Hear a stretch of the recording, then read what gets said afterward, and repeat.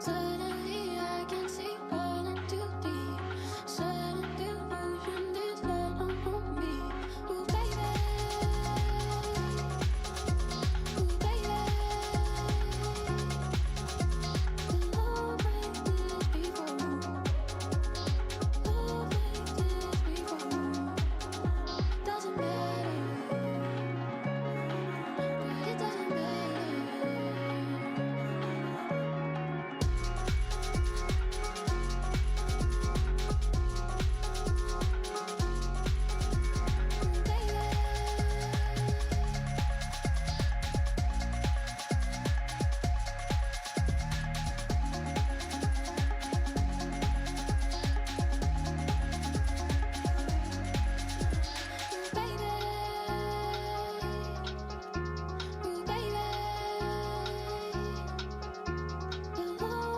this before. Love like this before. Doesn't matter, but it doesn't matter. What's up, everybody?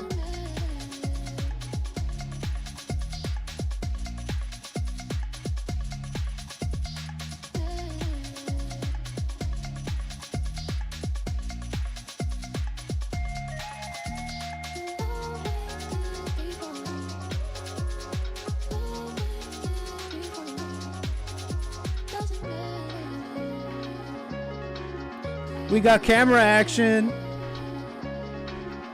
It doesn't matter. No, it doesn't matter.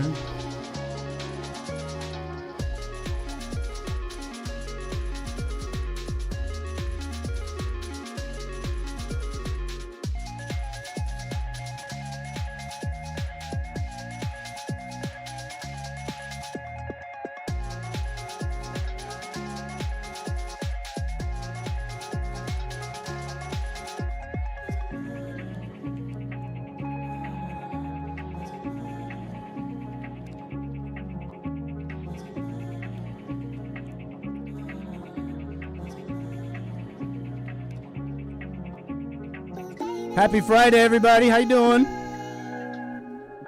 We're still setting up the other studio, but we got a camera going, so that's good. I love the buttery frame rate on this thing. I love it. How you doing, everybody?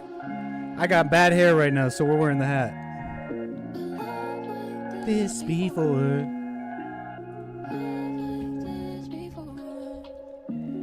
Matter. Welcome to the stream. How you doing? We're taking it easy in the lab today.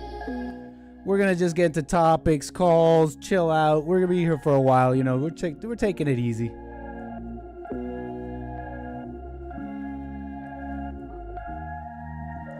Ooh, baby. Welcome, everybody. Welcome. Rolling in from the Fallen State. Great episode. We're taking it easy in the lab today. What can I say? Welcome, Rumble viewers, YouTube viewers, punchy.tv/anchorbaby viewers. Welcome. Rolling this one's for you. The Fallen State. Great episode. This one's for y'all.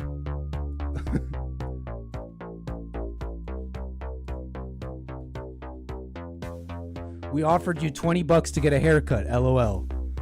Yeah, buddy, not happening. We're keeping the curls.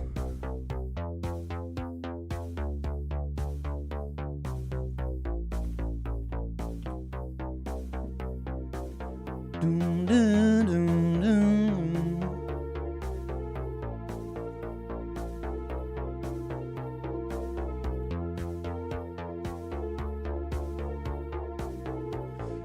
Make sure you join up the Discord if you want to get in on the conversation. I will be opening up the phone lines as well if you want to call in.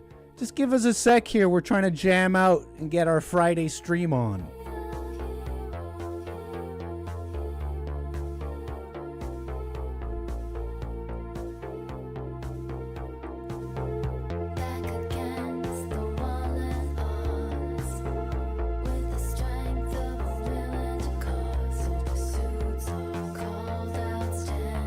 Appreciate you being here, Brian, Chris, Tar Baby, Pinocchio. Everything is fake. Kevin, Cody, Harmony. How you doing, everybody?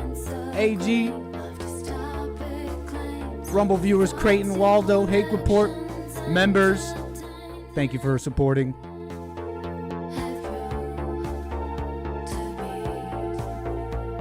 Real human being.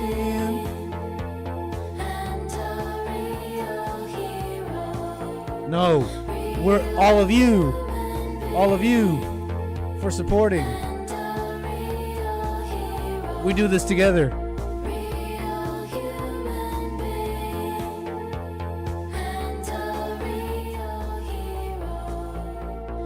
Real human being.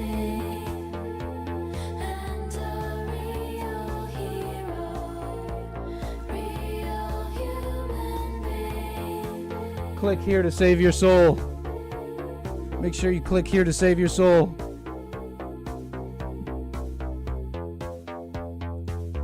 You know what we need? We need the chat right here in this full scene too. How do we do that? Boom.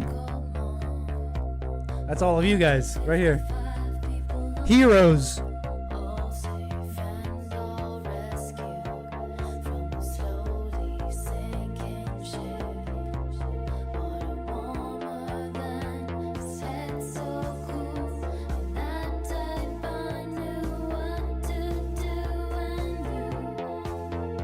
Trump ended anchor babies today, I think. I'm the last of the Mohicans. I'm the last of the anchor babies. And welcome. How you doing, Mildly? Toto, Moon Fox, Kevin.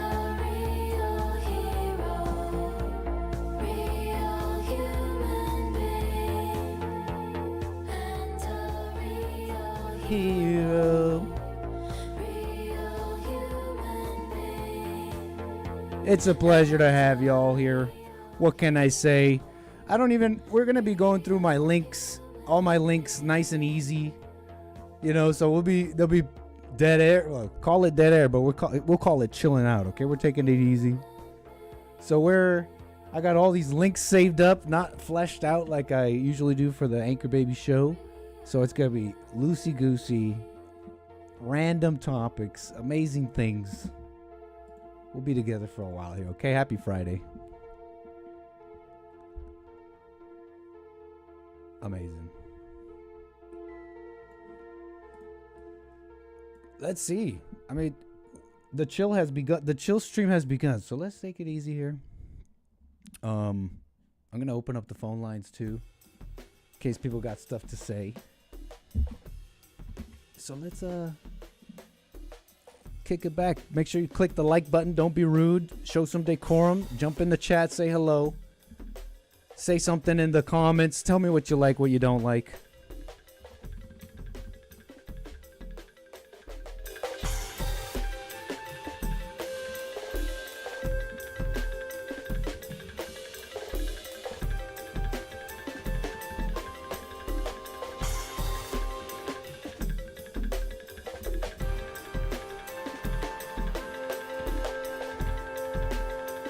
What's up, JS Urban Adventures?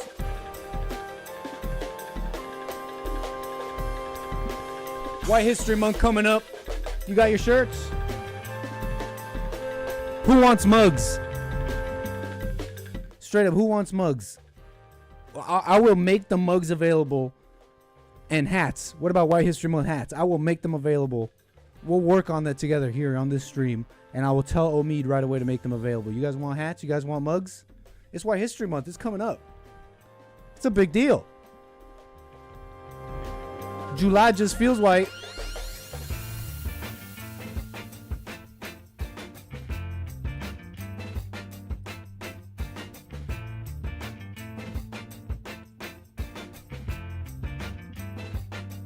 Alright, 844-900-2229. If you want to call in, lines are open. I'd be happy to hear from my viewers, from my lovely viewers. You got something on your mind, something you want to talk about, jump on in. I'm live on the Discord right now. If you see me in the one at a time voice chat, I'm in my Discord. Link is in the description. You just jump on in and say hello, okay? We're chilling out, okay? The chill stream has begun, so join up, say hello. And apparently, my Discord has reached level 3. I've been hearing that my Discord might need a little directing, but you know how I am. I'm a self-directed guy. I like you guys just policing yourselves. I've given you guys the tools to police yourselves in the Discord. But you guys might need a captain. And I know the Bible said that you should the Jews suffered for wanting a king. But you guys might need a captain in that Discord. But hey, I'm not here to mama you, just to maybe daddy you. You might need a little daddy. Daddy's home.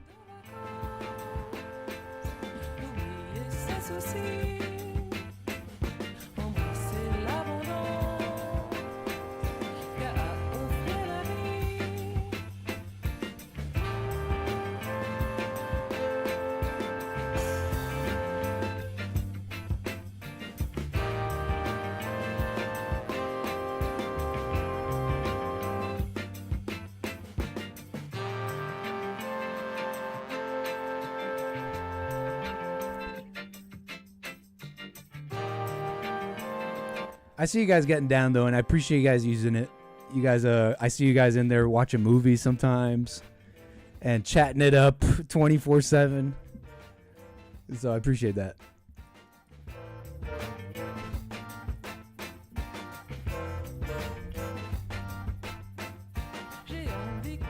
Shout out to Pinocchio, Mildly Attractive, and Kilo Alpha Tango, my top 3 fans right now in the YouTube chat. Yeah, it's a crown fest. People wanting to clamor for the crown. You know how it goes.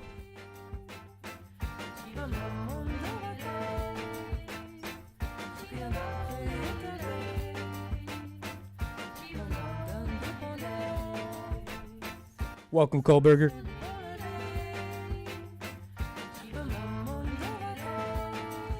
Chris, yeah, last one we saw together was Wicker Man, but my Discord members have been watching movies without me. So we gotta do that together, where I announce one, because I've been watching a few, and I may be able to come at you with a little cinephile action for y'all and show you a cool movie.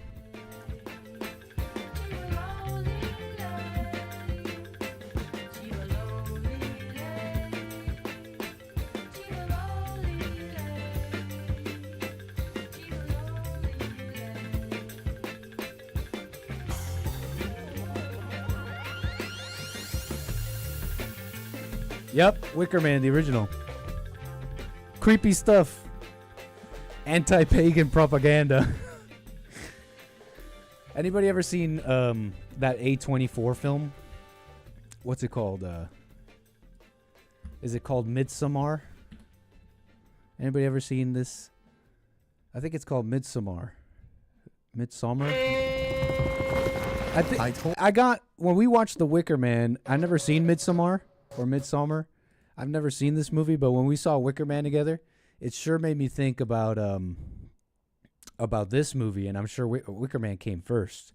So I think it's this movie, Midsummer or something, kind of was a callback maybe a bit to this movie in a sense. I bet you in some way. All right, let's see. Video input, video capture device. Add this one.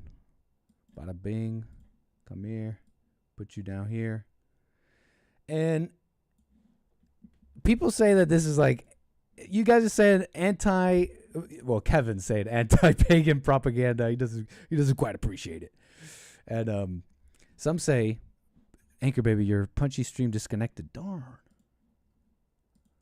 Yeah. What was I saying? Yeah, what the heck? You're right. Hake, what did I do here? We're going to reset that. But they say, people are up in arms a little bit on the internet. And this is not even that new of a movie. No, this came out years ago. When did this come out? 2019. This kind of went viral on the internet because they're like, oh, another anti-white movie. You got to really scrape the bottom of the barrel and find, make movies to make white people look bad. Who directed this? Midsummer. I hear are all A24 movies made by the same guy, or Ari Aster? You know, I enjoy some of these. So the few A24 films I've seen, they seem interesting. They were definitely enjoyable. They were definitely messed in the head, though, like truly messed up. Like A24. What's that one? The one I saw. Payman, Hail Payman. Who's seen that one? Which is that movie? Hereditary. I mean, I don't know what's this guy's mind. It must be messed in there, but hey, that's how you make. If you wanted like a creepy movie, if you wanted like a truly just unsettling, wicked movie, Hereditary. I've never seen his first film, Cody. What's his first film? But I think Midsommar came before, and they were saying, "Oh, it's anti-white, whatever." I mean, I'm sure that there are other things in history that just don't get made into movies. I bet, right? I'm sure all sorts of peoples have holocausted and done things, right? But stop analyzing my suggestions. But they're all kind of up in arms on the internet. I don't know. Do we have to get mad at every little thing? Do we have to get modular interest? You guys are analyzing my sidebar videos. Stop it.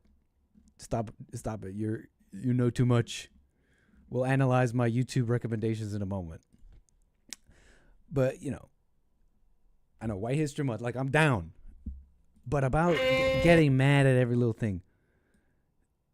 The right wing is a bit of a circle jerk sometimes, don't you think? And it's infuriating. I told you that I want to go to that festival in Sweden. No, you said it would be cool to go. Yeah, and then I got the opportunity and I decided Look, to I don't do mind it. you going. I just wish you would have told me. That's all. Dude, she needs a therapist. You've been wanting out of this stupid relationship for like a year now. And don't forget about all of the beautiful Swedish women you'll meet in June. Okay, guys. That's not her again. Seriously? Babe, what's happening? Danny. I can't say that word? Why can't I say that word? Oh. But Circle Jerks is like a band. Like a punk band. Anybody listen to Circle Jerks? I'm just saying, bros. Look, bros. I'm just saying, bros. This movie's called Midsommar. Midsommar? I was so very sorry to hear about what happened. I'm sorry. Are we allowed to watch this trailer? Or am I going to get hit with a... If I visually change this, if I talk in the middle, will the stream get cut off? I invited Danny to come to Sweden. You know what she's been going through. Christian says you've got this special week planned. It's sort of a crazy festival. Special ceremonies and dressing up. That sounds fun.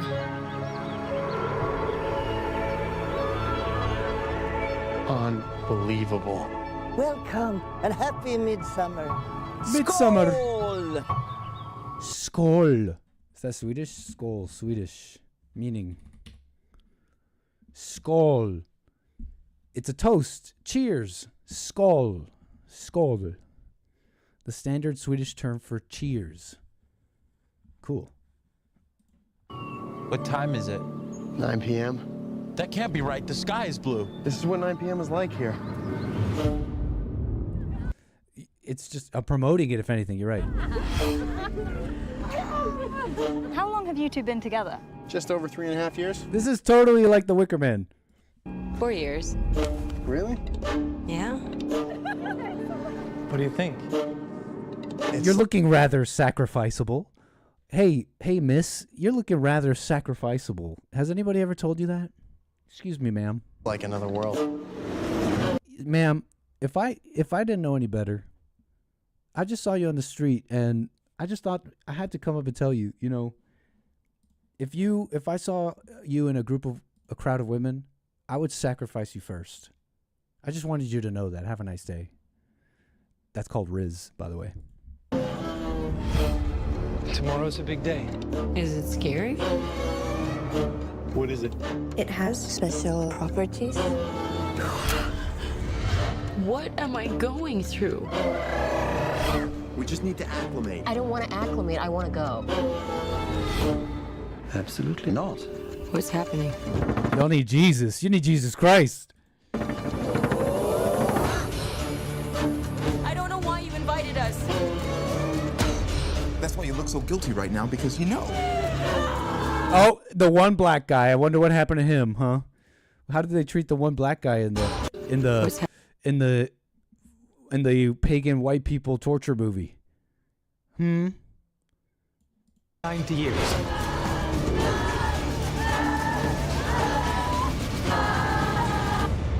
I was most excited for you to come. Cool. I don't know. They make cool films, I think, right? Huh?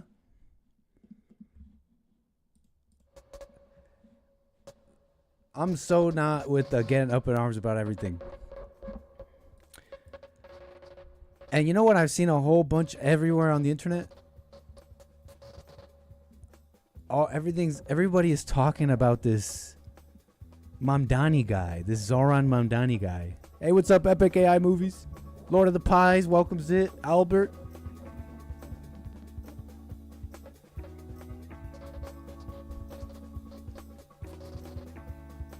I mean, everyone's going off about Zoran Mamdani, this Democrat, socialist, progressive that won that primary in New York. I talked about it Wednesday, and yeah, what can I say? Essentially, I stick with my take. I mean, I don't support the guy. I really don't. I don't support the guy as a Muslim socialist.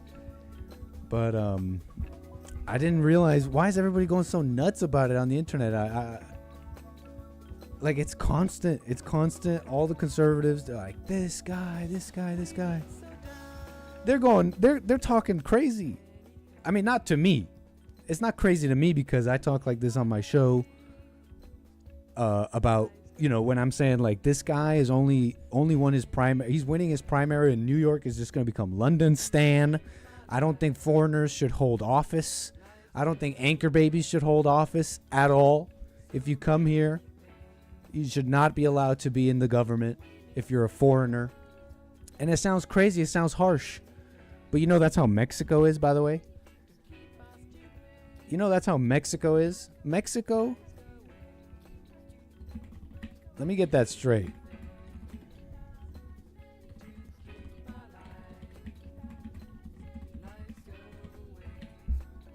They have a number. They actually have a number of rules that you'll find interesting. In fact, I think I have a little video for you of an old legend. They called them the Limbaugh laws, I believe. The Rush Limbaugh laws. You remember Rush? Rush Limbaugh? Rest in peace. He had a little commentary I just remembered, I saw this video the other day. Just to describe how it is for other countries. And let me finish that thought before I play the video. That the way I talk, it's not crazy to me. But all over the internet, everybody's like, Mamdani? Yeah, this is why we can't have foreigners in the country. This is why we got to deport everybody. It's like, whoa, GOP, whoa, conservatives, where were you? All of a sudden, I mean, hey, maybe things are changing. I don't know what to say about it, but wow, you know, I just didn't expect that. They're going off about this guy. It's like, this is why we can't have brown people in the country, and the brown people shouldn't hold office. I don't know. Call me a cynic. I suspect everybody. You know. I don't know. But hey, maybe things are changing. It's just all of a sudden, you know. How do you say it? Is it Rush Limbaugh? Limbaugh. I'm saying it weird. He was before me, but here he is saying some of these things I'm saying. How these other countries treat their foreigners. Before you think it's harsh. And this was years ago. This was decades ago. Everybody's making immigration proposals these days. Let me add mine to the mix. Call it the Limbaugh laws. First, you immigrate to our country, you have to speak the native language. You have to be a professional or an investor. No unskilled workers allowed. Also, There'll be no special bilingual programs in the schools with the Limbaugh laws, no special ballots for elections, no government business will be conducted in your language. Foreigners will not have the right to vote or hold political office. If you're in our country, you cannot be a burden to taxpayers. You are not entitled to welfare or food stamps or other government goodies. You can come if you invest here, an amount equal to 40,000 times a daily minimum wage. If not, stay home. But if you want to buy land, it'll be restricted. No waterfront, for instance, and as a foreigner, you have to relinquish individual rights to the property. And another thing, you don't have the right to protest. You're allowed no demonstrations, no foreign flag waving, no political organizing, no bad-mouthing our president or his policies. You're a foreigner. Shut your mouth or get out. And if you come here illegally, you're going to jail. Now, you think the Limbaugh laws are harsh? Well, every one of the laws I just mentioned are actual laws of Mexico today. That's how the Mexican government handles immigrants to their country. Yet Mexicans come here illegally and protest in our streets. How do you say double? And Indians now, Pakistanis, Ugandans from India, Standard in Spanish? How about no mas? Legal Man would laugh at this clip and say there's no constitutional right for the government to allow any immigrants. You're saying that even this is like, there's no even legal basis for this, is what you're saying, huh? But it's an interesting thing, no? Him describing that about Mexico. But yeah, I'm just seeing all this people going off about Mamdani. I don't know if it fits, or maybe suddenly the conservative right wing, they're like, hey, you know what? We're gonna be serious and actually right wing. I don't know. It's just an interesting thing because this Mamdani guy, I mean, I can't support him at all, but anyway, you know what I was saying about it. It's definitely a bad sign. They might be better off with Eric Adams, Andrew Cuomo. Is it kind of the same thing? No, I've never listened to Legal Man stuff. I know he's cool though. Shout out. But that's interesting, huh? No constitutional basis at all for any immigrants. I mean, legal or illegal. We're seeing the signs all the time. We're already on the end, in my opinion, on the other side of the grand question. Can we have a melting pot? Let's have a melting pot. I think we're on the other end of that conversation. And if you're at all an honest person, you can't just sit around and say, let's continue to have that conversation because the jury's still out. The fat lady hasn't sung. We've yet to find out. No, if you're an honest person, you'd say this doesn't quite work. At least not the way we've been thinking. Just melting pot. Everybody's the same. We're just equal cultures and the true evil is othering people and seeing them as different and all that. They'll say that's the true evil. Something went wrong with all that, right? So I'm just seeing people go nuts about it. Suspicious a little bit.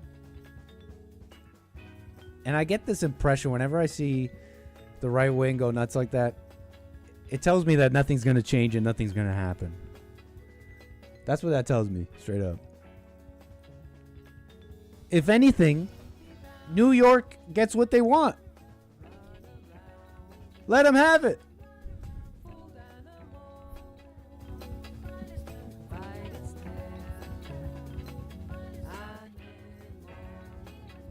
What there needs to be is a true return of freedom of association. And that might not be possible in like every state and all that, but I mean, there might be some basis in like a future state, or is that too far? A whole state, a locale, please. Reduced to begging. A locale maybe, where you're allowed this freedom of association. What would that look like? It would look like segregated, if they wanted it to be that way, segregated communities. And it's more for, in my opinion, it would be more for the spirit of things. if you had a community like that in America, you would then have a net positive effect on freedom of association. I think that's a nice thing.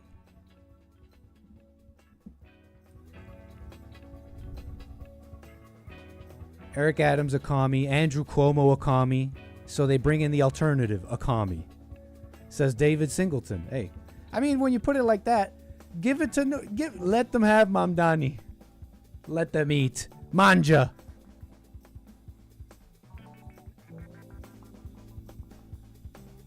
And no foreigners, by the way. No more foreigners in the government.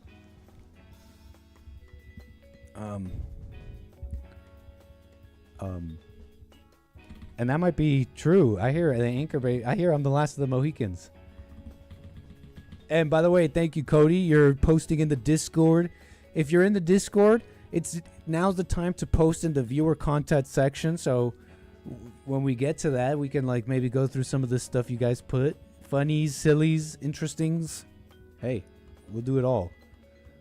But what else? Other than that, yeah, I'll get to that, Cody. Appreciate the super chats and all that. But what was I saying about Mamdani? Let him have it. What was I saying?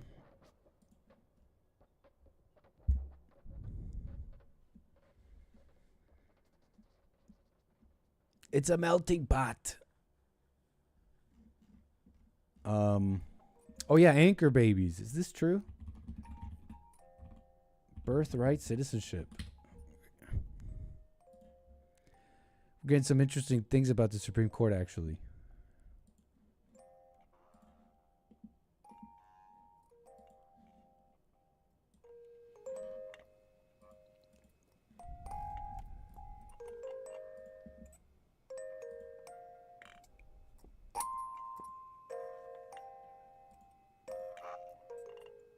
See if I can find this in my links. The Supreme Court, birthright citizenship. Real quick news, because it's significant.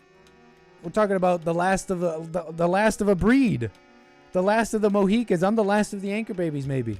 Well, maybe a little few generations after me, but I'm some of the last of the anchor babies, possibly. New York Times, Supreme Court limits national injunctions of victory for Trump. The court restricted the ability of federal judges to issue broad freezes on executive orders. The decision could reshape the way U.S. citizenship is granted, even temporarily. Yeah, because, they limited the Supreme Court limited the ability of federal judges to temporarily pause President Trump's executive orders, which has been happening over and over, right? It's been this fight between the judiciary, the executive, and it's hard to say that it's anything a real, an honest challenge if it's not more of just a thing against Trump. That's just my impression. The justices made no ruling on the constitutionality of his move to end birthright citizenship, and they stopped his order from taking effect for 30 days. The 6-3 decision, written by Justice Amy Coney Barrett and split along ideological lines, may dramatically reshape how citizenship is granted in the United States. The ruling means that the practice of giving citizenship automatically to the U.S.-born children of undocumented immigrants and some temporary residents and visitors would end in the 28 states that have not challenged the order. Boom. But, it's got to be, this stuff doesn't matter. It's got to be complete. This stuff really, really doesn't matter when you got a few states that can still do it. It's like California. It's like Texas. It's totally open. You could call it, if you can't secure all those states, you could consider the border in a sense open. But with Trump, you've seen the news, the border crossings, all this stuff, self-deportations has been pretty amazing. I mean, it's great signs for now, at least. Hey, Frederick, how you doing, sir? What the? David, just someone. Anthony, welcome. So that's pretty much what's going on with that. What else was interesting about this Supreme Court decision was the actual decision written by Justice Amy Coney Barrett. You remember her? She's picked by Trump, and we didn't like her from the beginning. You know, she's a woman, felt bad for the blacks. She's weak, okay? Weak, scared of the public. Oh, they were coming after her, remember? She's totally scared. We can't have a scared woman in the SCOTUS, but that's how it goes.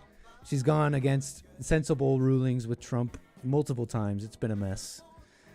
But apparently she wrote this decision out. This is authored by, hey, what's up, Aaron? This was authored by Justice Amy Coney Barrett. And if I'm reading this correctly, she's calling Ketanji Brown Jackson the black Supreme Court justice who was appointed by Biden simply because she was black. I think she's calling her stupid. We will not dwell, she writes, on Justice Jackson's argument, which is at odds with more than 2 centuries worth of precedent. Not to mention the Constitution itself. We observe only this. Justice Jackson decries an imperial executive while embracing an imperial judiciary. She writes. She's saying, hey, look at this. She's talking about Justice Jackson. She's saying, this woman, she's complaining about, oh my God, the president, the executive is taking too much power. Meanwhile, she's happy to give it all to the judiciaries, which to Amy Coney Barrett is a clear abuse. And she needs nothing more than one sentence to describe that. She goes on, no one disputes that the executive has a duty to follow the law, but the judiciary does not have an unbridled authority to enforce this obligation. In fact, sometimes the law prohibits the judiciary from doing so. And then she mentions this case, Marbury versus Madison in 1803, concluding that James Madison had violated the law, but holding that the court lacked jurisdiction to issue a writ of mandamus ordering him to follow it. So even though the executive can do things that are not okay, the judiciary can't just come down and tell them to order them around. In fact, usually that's the right that's reserved to Congress. It's Congress that really checks the executive, as far as I know, but, you know. She goes on. If courts do not have the authority to require the executive to adhere to law universally, compliance with law sometimes becomes a matter of executive prerogative. So yeah, you know, the judiciary can't tell them what to do, so it becomes pretty much up to the executive to decide how to comply with the law or not. And then, going further past that, will there be, you know, impeachment or other things? These are the other aspects of the government that can check the executive. You know, it's like, okay, you know what, you're the executive, it's your prerogative to do it the way you see fit, but then you will incur the consequences of such should it happen. That's kind of the thinking here. Observing the limits on judicial authority, including as relevant here, the boundaries of the Judiciary Act of 1789 is required by a judge's oath to follow the law. Justice Jackson skips over that part, because analyzing the government statute involves boring legalese. Is she calling her dumb? Like, oh, you know, it's just way too boring to do your job, Justice Jackson. And you obviously skip over this part because it's too boring for you. She seeks to answer a far more basic question of enormous practical significance. May a federal court in the United States of America order the executive to follow the law? In other words, it is unnecessary to consider whether Congress has constrained the judiciary. What matters is how the judiciary may constrain the executive. Justice Jackson will do well to heed her own admonition. Everyone, from the president on down, is bound by law. That goes for judges too. So, you know, they're saying she's going gangster on Justice Jackson. She's going hard on her. I found it somewhat funny, whatever. I don't think either of them should be in the Supreme Court. But it's a little funny, I guess, right? Justice Ketanji Onika Jackson. Getting destroyed by the other female. saying that I guess doing her basic job is a little too boring for her. But basically how this is supposed to go down is it's supposed to mean, in a sense, that, well, if the Supreme Court is now limiting the judiciary and all the things they can stop Trump in, is, well, what does this mean now? It's like his executive order on birthright citizenship is going to stand. That's basically what's going to happen. Basically.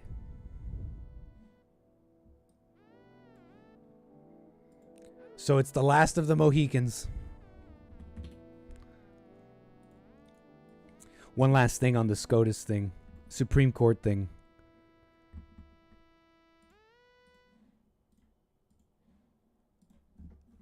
This is according to the Rabbit Hole, which is a X account here, and they source. It's a graph here, and they source New York Times, and it reads here: words spoken by new Supreme Court justices for their first 8 arguments.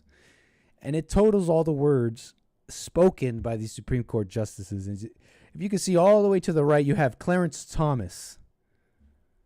A man of few words. What can I say? Shout out Clarence Thomas. I've always appreciated men of few words. And I've always looked at them and thought to myself, wow, that'd be cool if I was a man of few words. But y'all know me. I'm the anchor baby. I'm me, okay? I mean, I look at them and I'm like, there's a lesson there. I wish I was a man of few words. And then, of course, I move on with my life, and I hope to learn that lesson maybe sometime. But that's as far as I get. That's as far as I get usually. But a man of few words, Justice Clarence Thomas, a man, as I gather, is my impression I get. He says, north is north, the truth is the truth. That's the kind of guy he is. So I'm not surprised to see that he only spoke, in his first 8 arguments, he spoke 96 words. Samuel Alito, Brett Kavanaugh, Neil Gorsuch, John Roberts. It's funny, all the men are on the lower end of the spectrum, on the lower end of this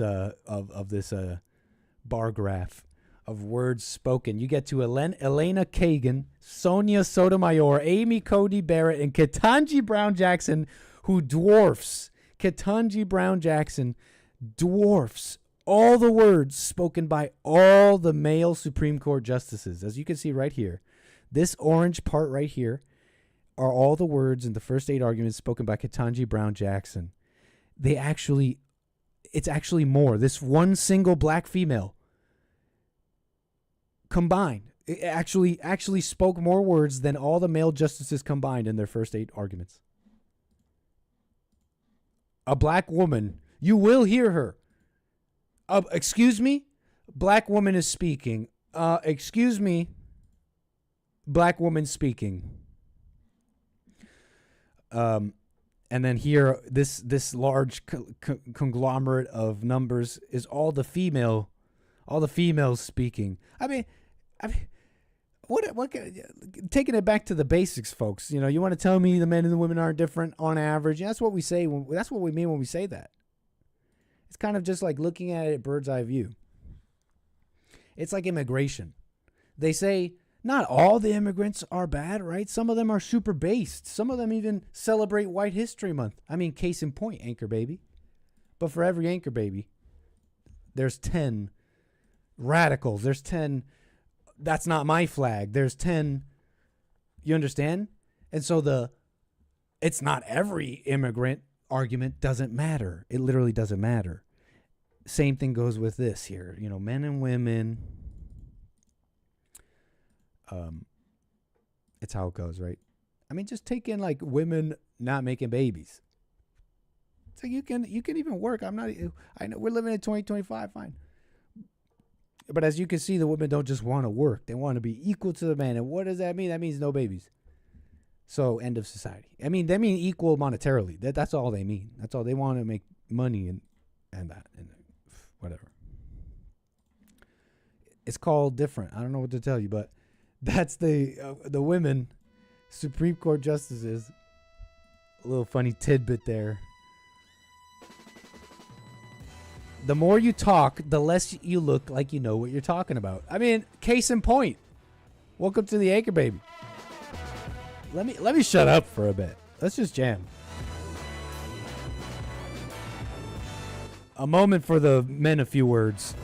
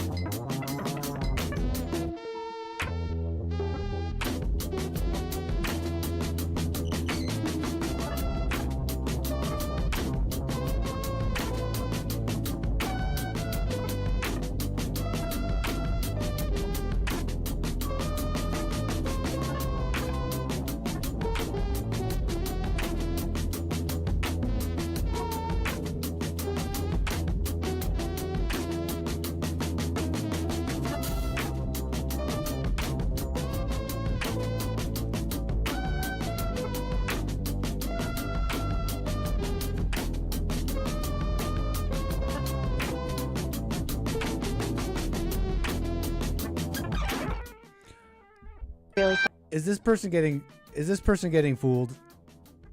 Is this a fool? Are we looking at a fool right now? What do you think?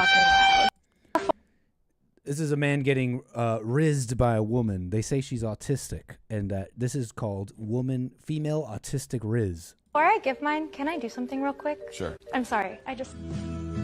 Wow, how thoughtful. Wow. She looks a little nice now. Whoa. Hi. Hello. I'm Rachel. Nice to meet you. Nice to meet you. So I have a fun fact. When I was in high school, I broke the state record for the most block shots. So good luck to everyone trying to shoot their shot. Ooh. Okay. Poetic. I also have another question. Yeah, what's up? Are you a Twitch streamer? I do stream sometimes. Because I'd be your sub. Oh, Yeah. What? Back to back. Tier 3 sub or what? Top tier for sure. Oh, back to back, ladies and gentlemen. W in the chat, guys. Dubs in the Oh, W in the chat, bro? chat for Rachel. Is he a little too old for that? It's a little embarrassing. So I sing, but I kind of sing cringy music, and when I sing really, really fucking loud. Sing. There goes the baker with his tray like always. The same old bread and rolls to sell. Every morning just the same. Since the morning that we came to this poor provincial town. Good morning, Belle. Good morning, monsieur. Where are you off to? The bookstore. I just finished the most wonderful story about a beanstalk and an ogre, and then she gets cut off, and that's, yeah. All right, good. Disney, hire her! Wow. So, yeah, this is going around for some reason. And the ladies are not too happy about her. The ladies online are like, oh, she's so dumb and annoying. Why are guys falling for this?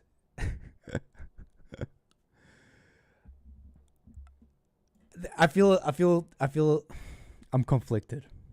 I'm conflicted because I'm looking at the women not happy about this. I'm looking at the women like mad about it, right? A little bit up in arms about this. And I almost want to side with them. But they're not getting something simple here. That men are simple. Men are simple creatures. Men are simple creatures, and when she comes Before I up, give mine- and she's like coming up to him, she's Before I like, give mine, can I do something real quick? by the way, if you don't know what we're watching, this looks like, I'm not even sure myself, but this looks like one of those panel dating shows. They have these things on YouTube where they bring women and okay, this is clearly like a speed dating, hitting on people kind of thing, but it's also YouTube. So obviously these are like Instagram influencers, and they're there trying to get their come up too. But the point is, it's like, okay, women shooting their shot. It's women shooting their shot and trying to rizz up, trying to attract the guy, right? It's them trying to get the guy as opposed to the guy getting the girl. And here's the thing: she comes up to him and she's like, "Before I shoot my shot, can I just do this little thing? And I'm just gonna be super cute and like be helpful and move this hair out of your face." And oh my God, wow! Here's the thing, ladies: it's simplice. It's simplice. Guys are like, they say guys are. I keep hearing this online. They're getting mad at the incels or the people or the guys online that criticize women. They're saying men have these standards for women, the beauty standards. They have these impossible beauty standards, and yet the same women you know what they say about men? They'll say men will have sex with anything. They'll have sex with anybody. How are both happening at the same time? Oh, impossible beauty standards, but men will have sex with anything. You know, it sounds like the beauty standards they're really kind of imposed by women, in my opinion. And we're just kind of sitting back enjoying. Because to us, it's really even.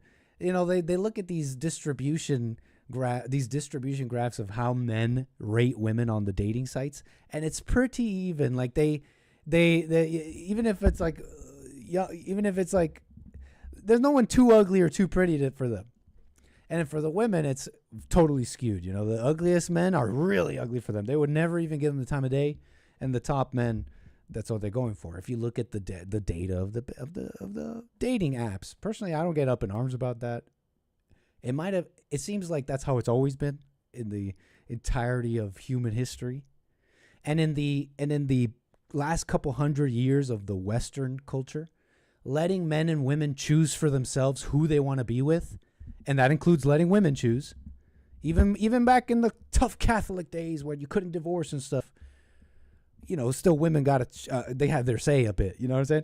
It seems the past couple hundred years, that's been pretty successful, I got to say. That's been pretty successful. Call it eugenics. Letting women choose a little bit as a little bit eugenic. Now, we are entering a new world where do we want to give women totally all choice? I think they'd be pretty brutal. And I don't know if I just don't know what that would look like. I don't know if I just can't worry about that because it's, what can I say? I mean, I'm not worried about such a thing. Call it ego. But where was I? Where I'm talking about how men see the women see the men. And back to this video. I'm saying that the men are simple, okay? But they're also a little too simple. Because what I'm talking about, what we enjoy as a simple woman that just like, hey, just appreciates you, makes food for you, obeys. Like, we're not asking for much, right? I mean, maybe for some women that's a lot, right? Obey. But even take your average man right now. They're not asking you to obey, ladies. Let's be real. They're not even asking you to obey. So we're not asking for much. And women, I think that pisses them off. When they see a pretty woman, very simply just do the least to attract a man, it pisses off some of these women on the internet. Like, oh, you're so dumb. But what I'm talking about is a woman that's like your girlfriend or your wife. These fellas, when I watch them, and she's pretty. Come on, let's be real. She's pretty. She's totally pretty. But just listening to her pisses me off, and because I know what she's doing, and these guys must not, even if they somewhat know what's happening here, they're look at them, just lizard brain laughing at the dumbest thing. She's not saying anything funny, just she's like, I'm gonna wow at this like Disney song. You're just looking at her tits and you're just like, oh. And when I see lizard brain like that, it's like, you think she's really into you, bro? You really think that she's gonna obey and be a great wife or a great like, when I say partner, I don't mean gay. I mean like in this life together. You're gonna tell me you see anything like that? Like, the trick is not to listen to them, Nit. Fair enough, but look, these guys are doing more than listening. They're goo goo gaga over her. Before I give mine, can I do something real quick? Sure. I'm sorry. Wow, how thoughtful. Wow. Whoa. Hi. It looks nicer now. It looks Oh so my nice. gosh. Hi. Hello. I'm Rachel. Nice to meet you. Nice to meet you. So I have a fun fact. When I was in high school, I broke the state record for the most block shots. So good luck to everyone trying to shoot their shot. Ooh. Okay. Poetic. I also have another question. Yeah, what's up? Are you a Twitch streamer? I do stream sometimes. Because I'd be your sub. I hope these guys are just businessmen and they're like, yeah, we just need the hot girl to like do her thing, and we'll just be like, haha, yeah. But I gotta say, I highly doubt it. I highly doubt it. I know how men are. Oh, damn. Back to back. Tier 3 sub or what? Top tier for sure. Oh, back to back, ladies and W in gentlemen. the chat, guys. Dubs in the chat for Rachel. I might be wrong for this. Like, I would side with the men right now. I might be wrong for look, but I might be wrong because it's like, I could be like, hey, yeah, fellas, look at these girls getting mad because a girl's being sweet, and that's all we want. And it's like, these bitches are revealing themselves. They would rather be a bitch instead of looking at her and say, maybe I should sweeten up. Maybe I'll finally attract a man. I wanna be with you guys. But you've made women your god. Honestly, men have made women their god. And this is obvious. Everything is fake is obviously always on it. You'd be surprised, man. All YouTube top content is agency stuff, scripted. But I'm telling you guys, men have made women their god, and I want to side with you guys. I really would, but I can't. I mean, I'm with the truth. I gotta go with my gut here. It's a little embarrassing. So I sing. And if it's not even these guys, it's their little viewers. It's all the people in the comments going, "Oh my gosh, I would love a woman like this." And it's like the second a woman zips her hoodie in front of her down a little bit, and maybe it's the overtness too. That's what's really pissing me off. It's just the like overtness, like the way too much head shake. Like, I'll be your sub. Like, obviously I'm wrong for this, right? Obviously I need to overcome anger, and I need to stop hating women. But it's just like, Dubs in the chat for Rachel. It's a little embarrassing. you need to see through this. So I sing, but I kind of sing cringy music, and when I sing really, really fucking loud. Sing. There goes the baker with his tray like always.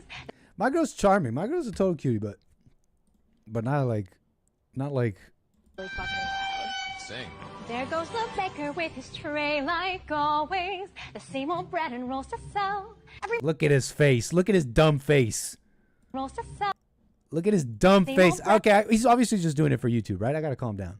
He's just doing it for YouTube. Bread and rolls to sell. Every morning just the same. Since the morning that we came to this poor provincial town. Good morning, Belle. Good morning, monsieur. Where are you off to? The bookstore. I just finished the most wonderful story about a beanstalk and an ogre, and then she gets cut off. This is also like pretty privilege.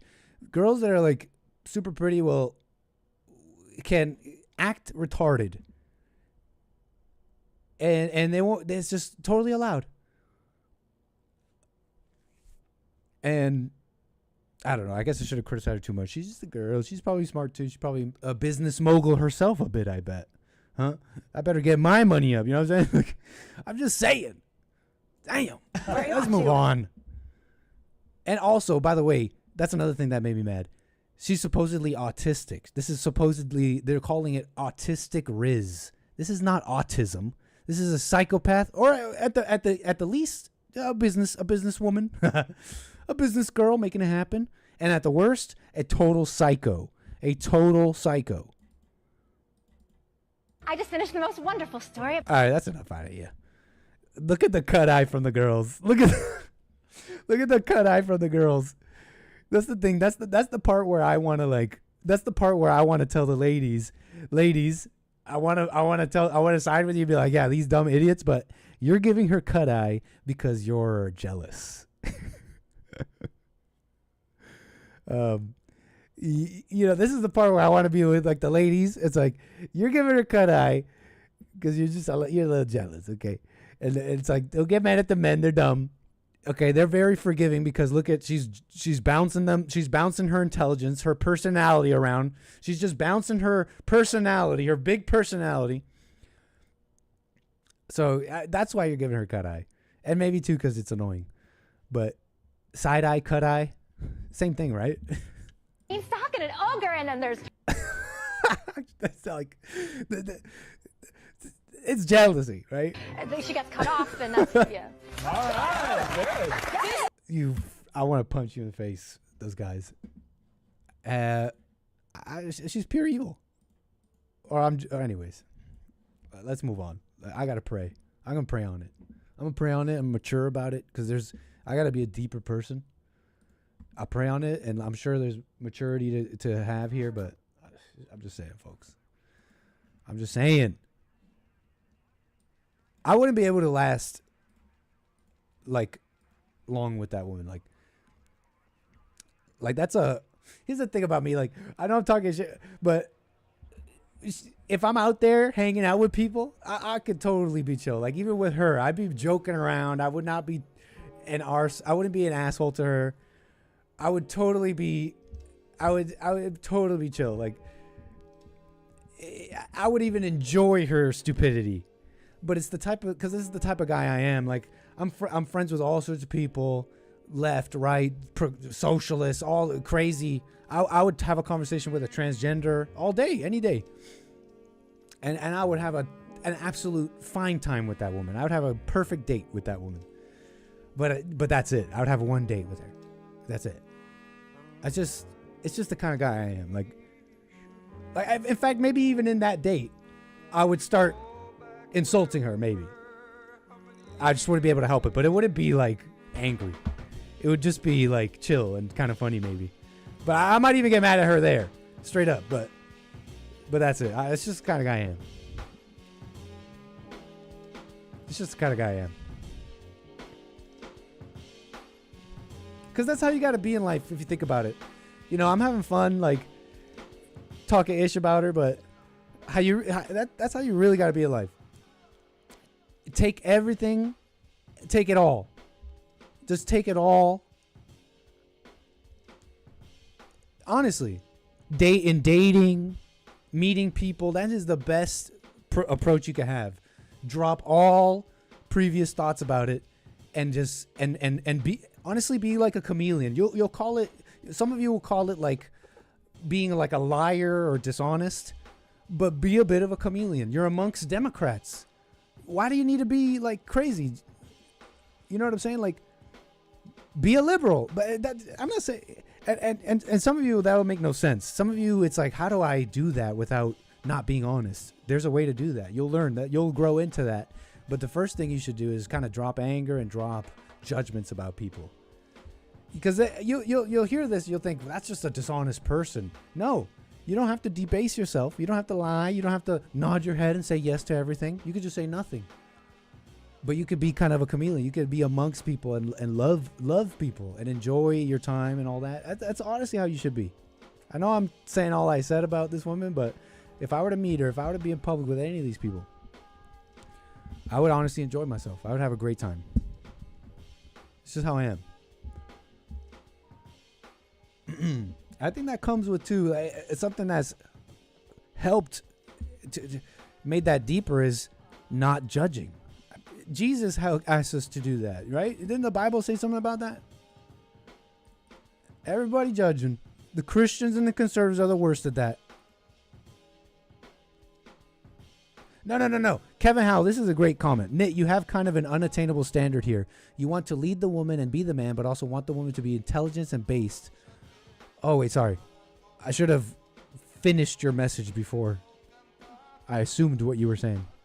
You want to lead the woman and be the man, but also want the woman to be intelligent and based. Well, they wouldn't need a leader if that's the case. Interesting. Yeah, this is what I mean that I'm wrong. This is where I'm coming from, that I know that I'm wrong about something here. This is why you can't get mad at women. This is why you can never get mad at women. Because it's really never even her. You have the relationship, the marriage, the life that you deserve. And this really goes kind of extra for men, but it's really true for women and all people. But anytime you hear a man complain about his wife, marriage, etc., he's not necessarily wrong. You know, if you have a wife, it's like you're married for a few years and you realize, wow, my wife hates me. I guess you could, can you call him a liar? But the complaining and all that, it's like you have the wife, the life, the marriage, the relationship that you deserve, right? Especially men. So that's why you can never get mad at them.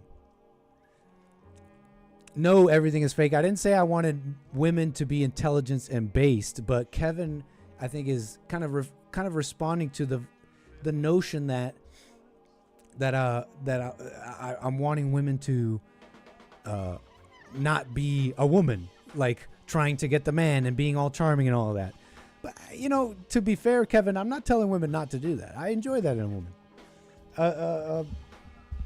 It's just, put it like this. What hit me about Kevin's comment is that the truth is this is why you can't get mad at them. This is why you can never get mad at the woman's nature. They're just being a woman. Lead her out of it then if you're so mad. That's kind of what I got from Kevin's comment. But you know, I wasn't saying all that, Kevin.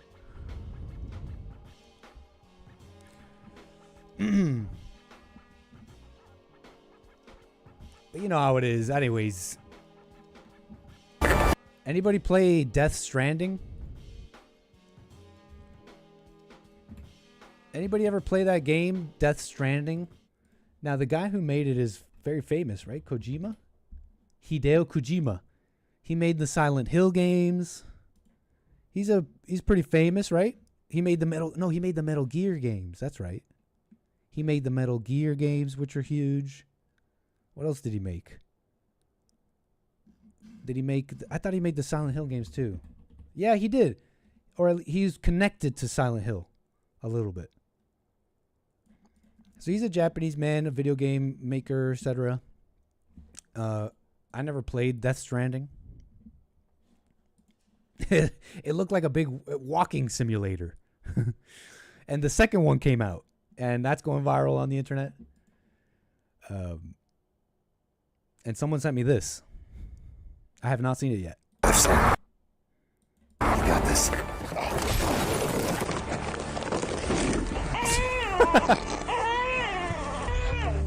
Is this place part of the chiral network? No. You haven't seen my Cupid around here, have you? Yeah.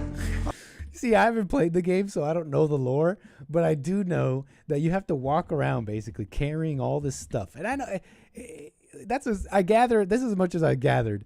You got to walk around carrying all this stuff, and it's important gear, and all this gear is because, I don't know, you got to do things and objectives in the game. I guess that's what else can I say about that, right? I mean, we've gathered, anybody who's seen this game has gathered from the clips that you do a lot of walking around with heavy backpacks and gear, okay?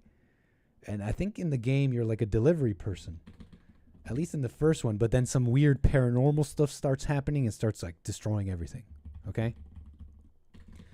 And so I've gathered that carrying this big backpack of stuff is a major aspect of this game. Right?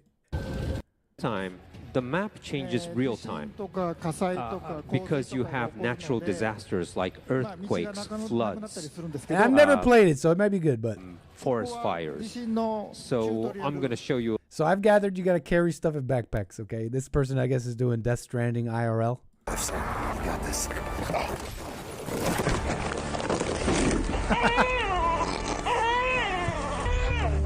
Is this place part of the chiral network? No. You haven't seen my Cupid around here, have you? Cupid? Yeah. I'm going to connect this place to the chiral network. I'm not sure what you're talking about, but are you okay? I'm fine. Thank you. Your journey will be hard. You will be challenged, but you have to press on. There are some that will doubt your vision. What are you doing there? We're just transporting some rare resins. It's kind of sketchy. I love people falling in public with very heavy things. Is there more of this guy? Death Stranding. A new Strand type game came out? That's hilarious. Is there more of this guy?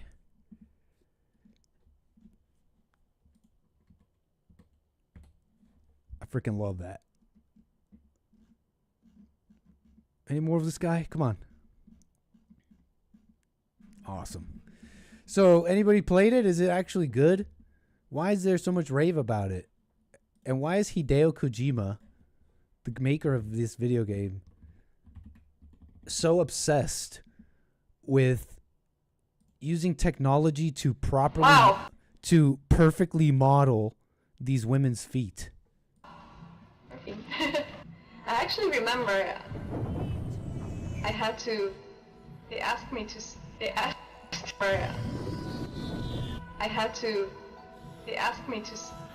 to scan my, The madman. underneath, 3D scanning. They got to get the feet perfect. underneath my feet for a reference when I was at Kojima Production.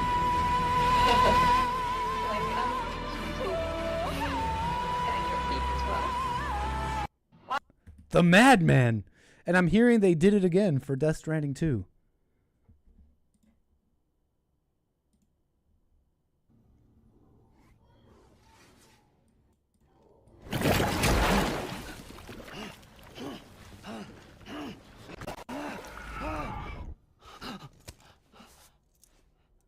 Hideo Kojima, he's just a man of art, okay? He's just a man of art, of artistic expression, who needs things to be done perfectly, okay? It's not about, you could question it, but he doesn't care about your questions, okay? Yes, we're going to use the 3D scanners on the female, okay, let's not scroll Twitter that far when you search things like this. Yes, he's going to use the 3D scanner and scan the woman's feet. It's about science. It's about perfection. You wouldn't get it. You wouldn't understand.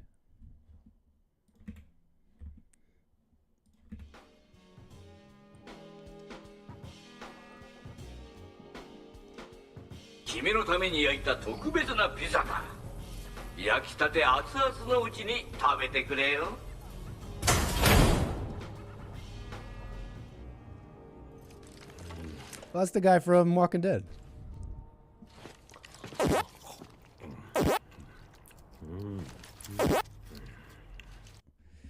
Yes, Nit, but the themes of Kojima are where it's at. It's the most provocative vanguard stuff out there. What do you mean, epic AI movies? That sounds interesting, because I know that this guy... I'm not trying to poo-poo it. I'm saying somebody's got to tell me... I've never played it. It seems somewhat boring, but I know that this Hideo guy is a really interesting guy. So, yeah, tell me about it. You're saying the themes are where it's at. This is the most provocative vanguard stuff out there. So more like a movie? That's awesome.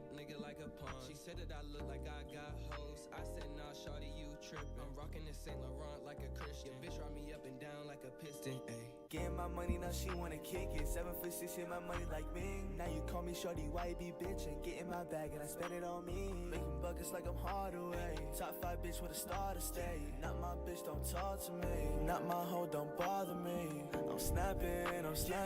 I'm used to indie, but I'm rapping. Making money while you capping. I stay on my bitch, I'm relaxing. Wearing long and color fashion.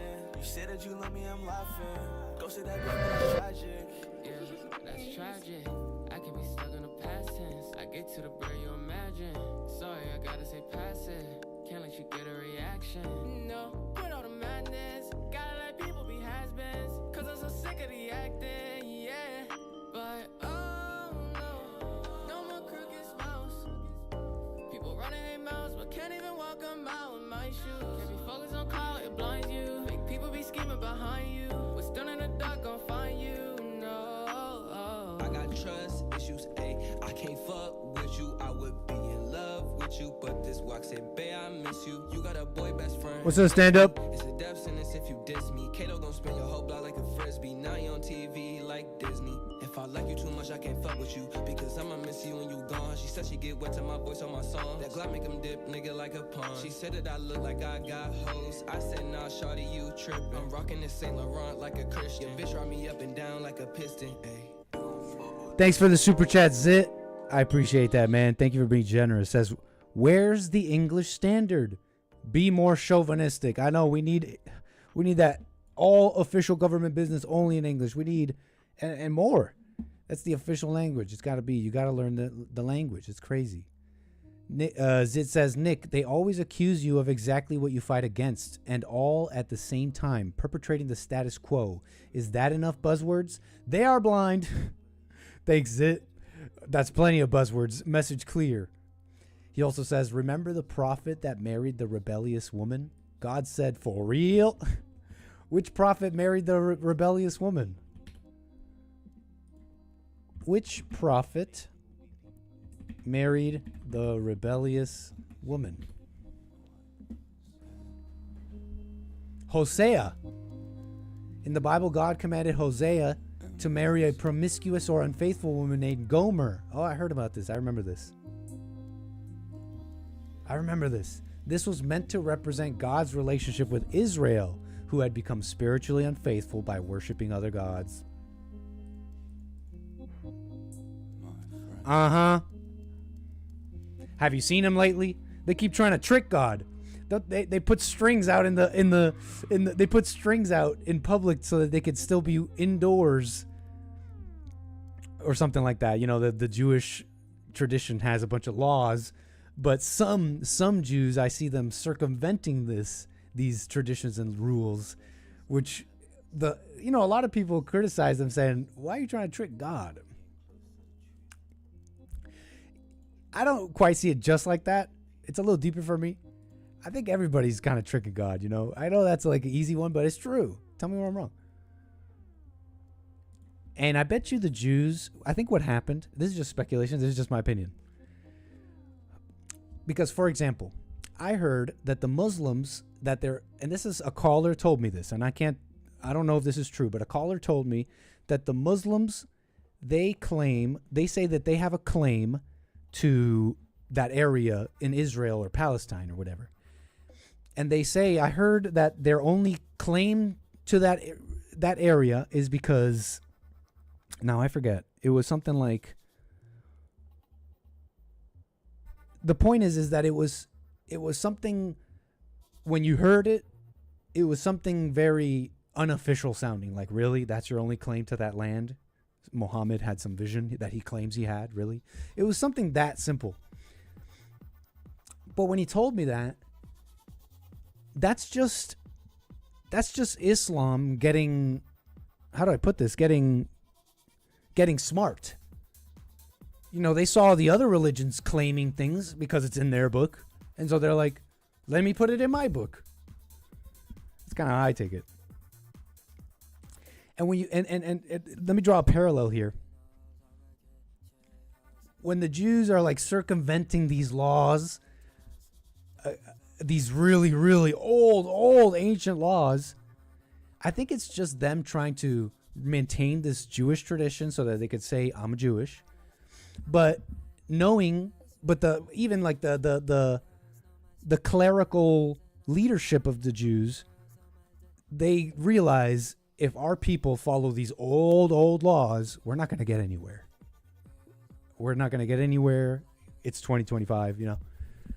That's how I take it. It's just man evolved, like a man coming up with ideas. Like, I don't take it that deep. You know, so anyways, that's just kind of like my thinking, my off the top thinking about religion and how these people are, cuz it is funny to see them online be like, oh, on Shabbos, I'm gonna have a light that stays on. It's like, you're tricking God. We're all tricking God, but whatever. Anyways. Hosea and Gomer, what were you saying here? A symbolic act, right? It's Israel, who had become spiritually unfaithful by worshiping other gods. I mean, they stay worshiping other gods. When the Lord began to speak through Hosea, the Lord said to him, go marry a promiscuous woman and have children with her. For like an adulterous wife, this land is guilty of unfaithfulness to the Lord. I mean, that's everybody. Let's be real.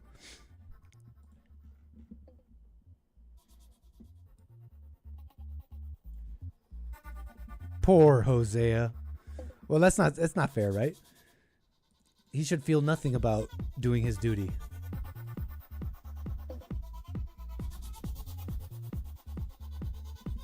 Thank you, Zit, for all the super chats and the support, man. Always appreciated.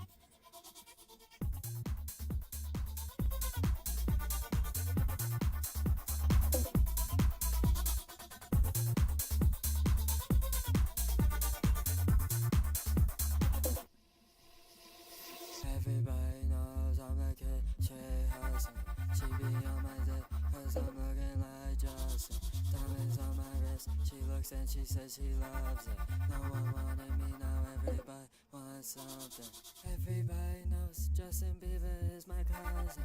Call him right now, yeah, I swear God's nothing. Girls know my sweat. What's up, Brian? Wait, hold on. I think I have my Discord muted or something. Have you been here for a while? Hold on. Hold on, Brian.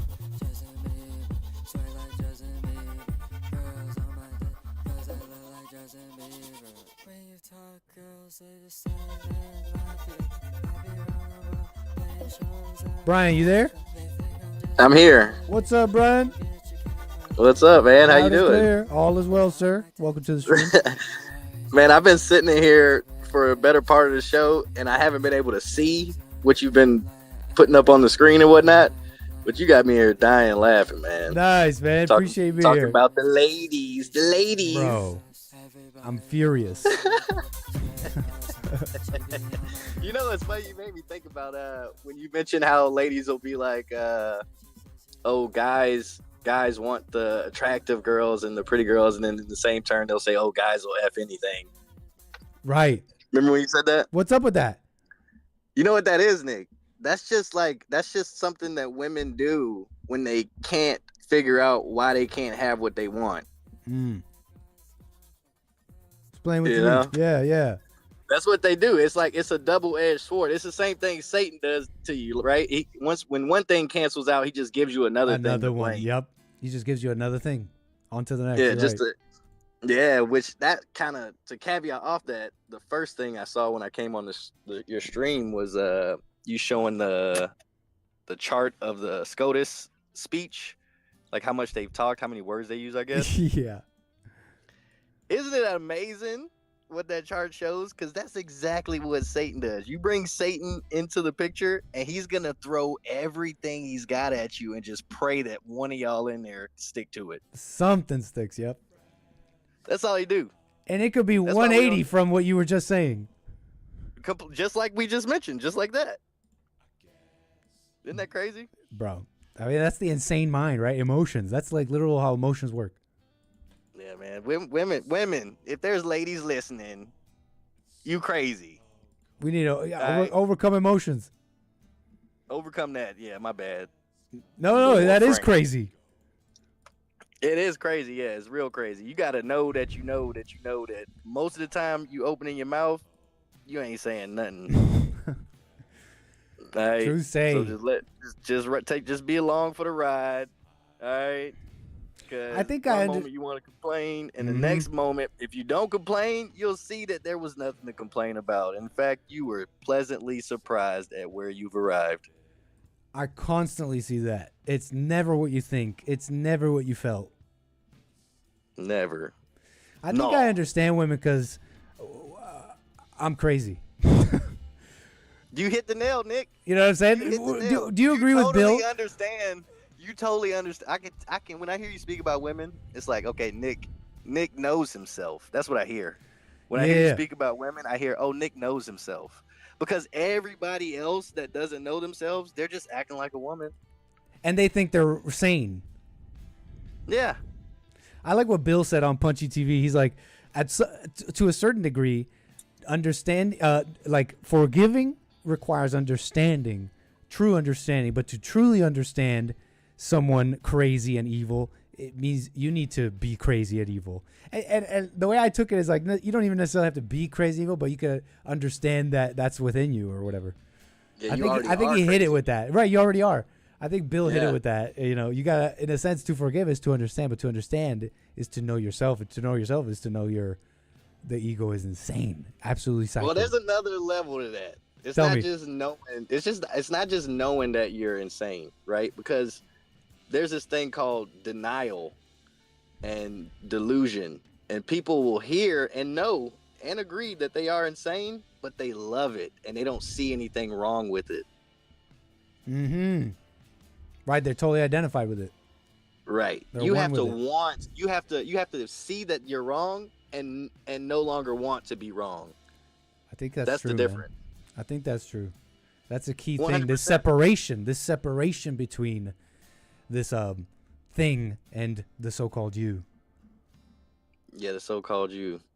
The so-called you. I think, yeah, that's what I think you aptly described that. It's that's the separation. That's the space. Yeah, space, man. What an amazing thing, huh? Space. Mm-hmm. So necessary. Who knew space was necessary? Right? I don't think it's weird because it's almost like we shouldn't know. No one should know. No one should discover such a thing. Because when you have no space, you're identified with your thoughts, your feelings, the evil in others. It's all one big mess. You'd think, how could there be a single person that could have any separate so-called space? Space with what? It's like, yeah, man. There has to be a God. Someone else did that. 100%. True say, sir. Anything else you I want to love talk the about? Lord. That's just all I called to talk about, man. I've been in and out. I'm so glad that I finally, when you came on, I actually have good enough signal. That worked out well because I was in and out. I was understanding almost every other word you were saying. It was like Oh man, you were doing the glitchy Mitch. But we got it, man. I'm gonna get back to the show though, man. I appreciate you letting me chime in though. For sure, man. Always a pleasure, man. All right, brother. Discord link is in the chat if you want to join up. If you see me in the One at a Time voice channel, you just jump in, say hi. 844-900-2229. If you want to call in instead, we got that available too. What else here? You guys ever seen Batman and the Joker laugh together?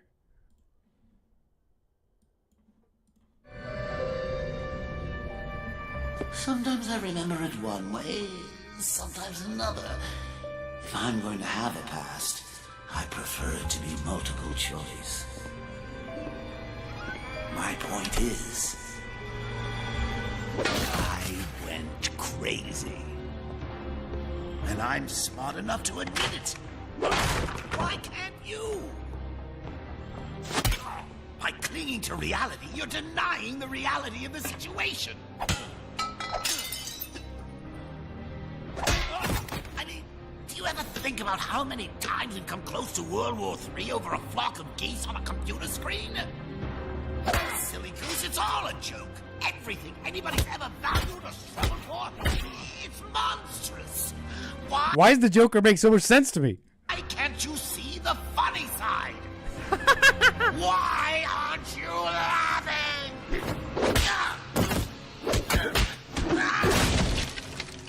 Because I've heard it before. Oh, and got him. It wasn't funny the first time.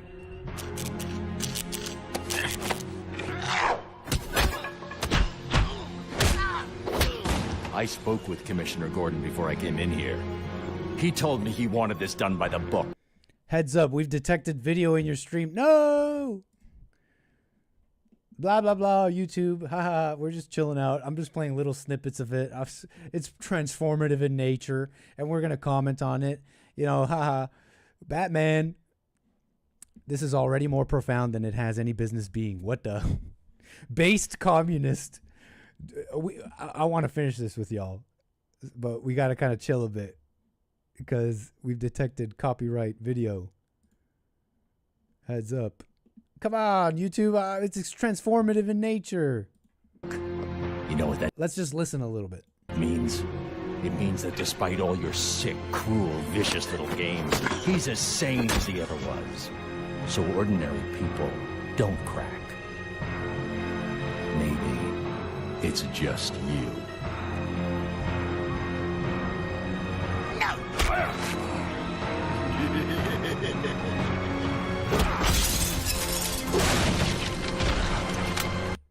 Let's stop it there for a bit.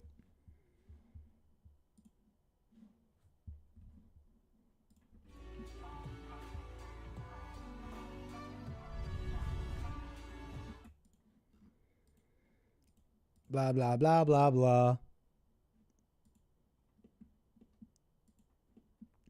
Hey, YouTube. Haha, look, now we're not watching it. Look at me. Now we're not watching Batman. Hey, D, I'll get to you in a sec. Okay. I know, we'll get to the point.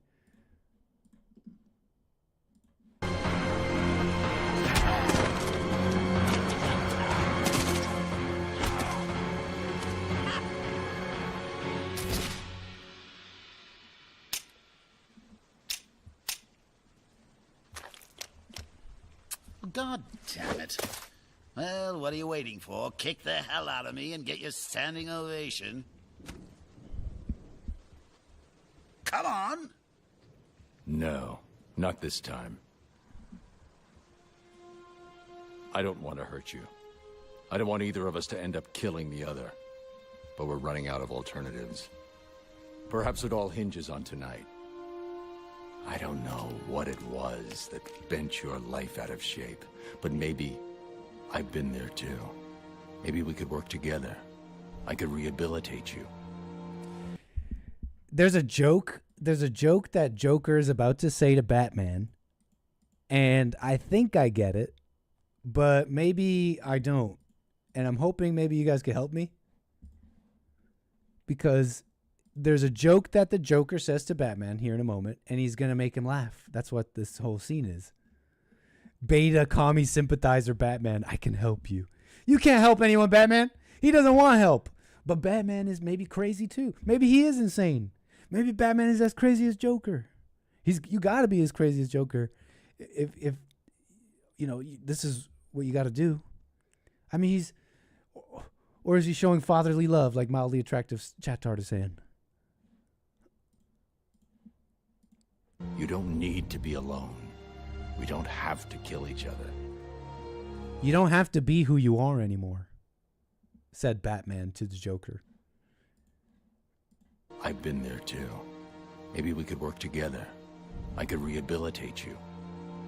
You don't need to be alone. We don't have to kill each other. Let me help you.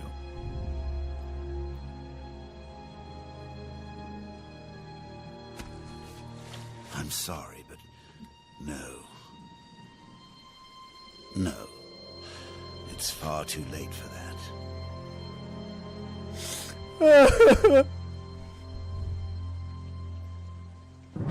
It's never too late, Joker. It's never too late, Joker.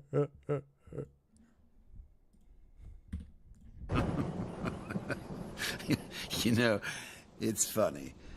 This reminds me of a joke. See, there were two guys locked in a lunatic asylum. And one night they decided they didn't like that anymore. They decided to escape. So they made it up to the roof, and there, just across this narrow gap, they see rooftops stretching across town, stretching to freedom. Now, the first guy, he jumps right across, no problem. But his friend, oh, no way. He's afraid of falling. So the first guy, he has an idea. He says, hey, I got this flashlight with me. I'll shine it across the gap between the buildings, and you can walk across the beam and join me. But the second guy says, what do you think I am, crazy? You just turn it off when I'm halfway across. Oh, excuse me.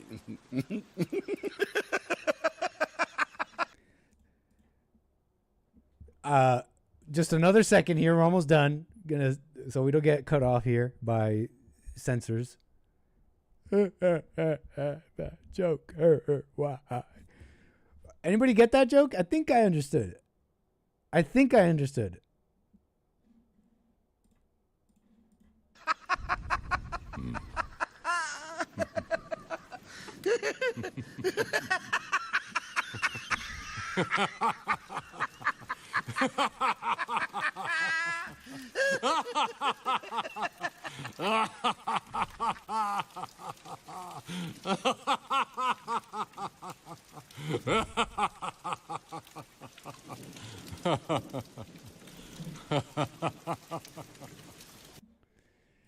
Yeah, epic AI movies. That's what it was, right? I was thinking that too. I mean, at first I didn't even understand the joke. I had to hear it again because I'm like, okay, so two crazy people in the loony bin. They decide to escape, and they go to the rooftops, and they see all these roofs ready off so they could jump to the next roof and escape. The first guy jumps, and the second guy's like, "This is scary," and the first guy's like, "Here, let me shine a flashlight, and you can walk across the beam of light." At first I didn't get it, but I had to hear it again. I'm like, okay, he's talking crazy. You can't walk on light. Okay, I get it. Ha. You know, I'm going to shine the light as if you can walk on a beam of light. That's insane. Only an insane person would say that, right? You can't walk on light. And then the other insane person says, I'm not doing that. Are you crazy? I'm not going to do that. You're going to turn it off midway through. Meaning the second crazy guy is just as crazy, if not worse. Not instead of saying, "Oh, you can't walk on light, dummy." He's like, "Yeah, as soon as I start walking on light, you'll turn it off."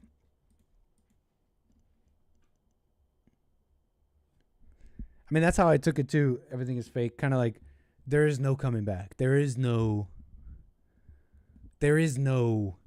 return for me, Batman. There is no coming back. There is no saving him. He is so twisted that he cannot see any intention to be anything but bad. Says everything is fake.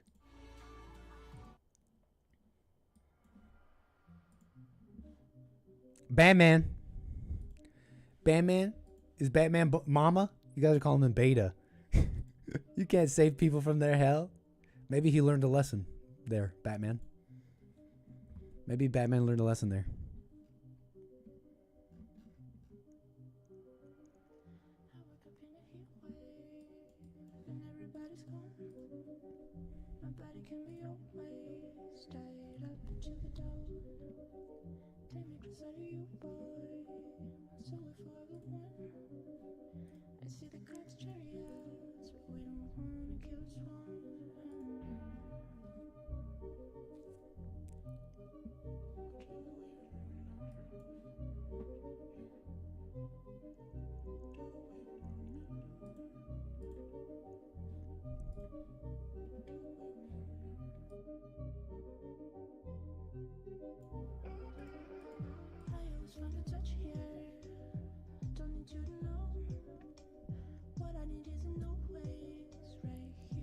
What's up, Jamil? Hey, D. Appreciate you tuning in on the Discord. Who am I talking with? It's me, man. How you doing, sir? Welcome. Pretty good. Things are going well now. I don't know. I'll have to call probably Jesse in a couple of weeks and explain my story to y'all, right? Because it's a long story, the last 3-year nightmare of my life, but it's just about over. I'm moving away and into a literally brand new house, and I feel as though I have hit the lottery because things are going so well, and all I had to do was let go, man. And the things just started going great. But you won't believe my story. You won't believe it. I'm gonna write it into a book. It's insane, but just wanted to say hello. You went from hell to heaven? Look, things are going well for you. Maybe pretty much. I mean, basically. That's amazing to hear, man. You know, you wouldn't have believed it. You know, I mean, you're not gonna believe it. It's gonna be a. Can you say briefly on one of the things that, like, maybe something that brought you to this? You know, at a time when it seemed so dark, maybe you didn't think you would. It seems like things are looking up for you. this is going to be a whole story of the how deeply evil can be embedded in your family. It starts with mother, and the whole thing is just so crazy. I mean, I literally lost everything to a insane evil person that I'm related to, unfortunately. But she tried to destroy me and my brother, murdered all my pets, burned down my house, and well, it's a long, unbelievable story. We're talking that you're about just gonna... arson and everything in this story. You got it Oh all. man, it's even attempted murder. She tried to kill her own child just out of spite. And this sounds incredible, man. What the moral is that you can't trust anyone, and your family will. Money is really all that matters to a lot of people, I suppose. But it's an epic tale, man. It's an epic tale, and I may have to discuss it with Jesse because, I mean, Is part of the reason why you want to discuss it with him is because he impacted you as well? Well, if I had not had an understanding before I came into it, I'm sure I would have done something awful, the wrong thing. Wow. Yep. You could have gone down the wrong path, but you're saying Jesse helped you.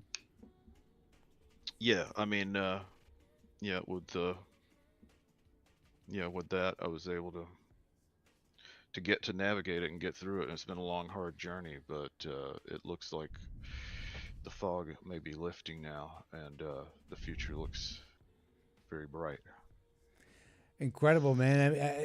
I'm just saying incredible because I've heard similar stories of people who have been helped, people who have found themselves avoiding like a dark path. I'm telling like dark things, man. A lot of people end up doing crazy things with this anger.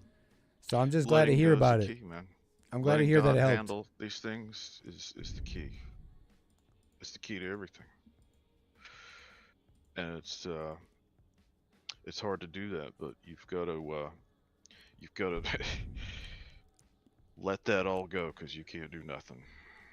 Definitely call Jesse about it because that way we could clip it up into some sort of these things that we could tell people because it's true. People are getting help and people are avoiding dark paths with these simple principles that Jesse's teaching, man.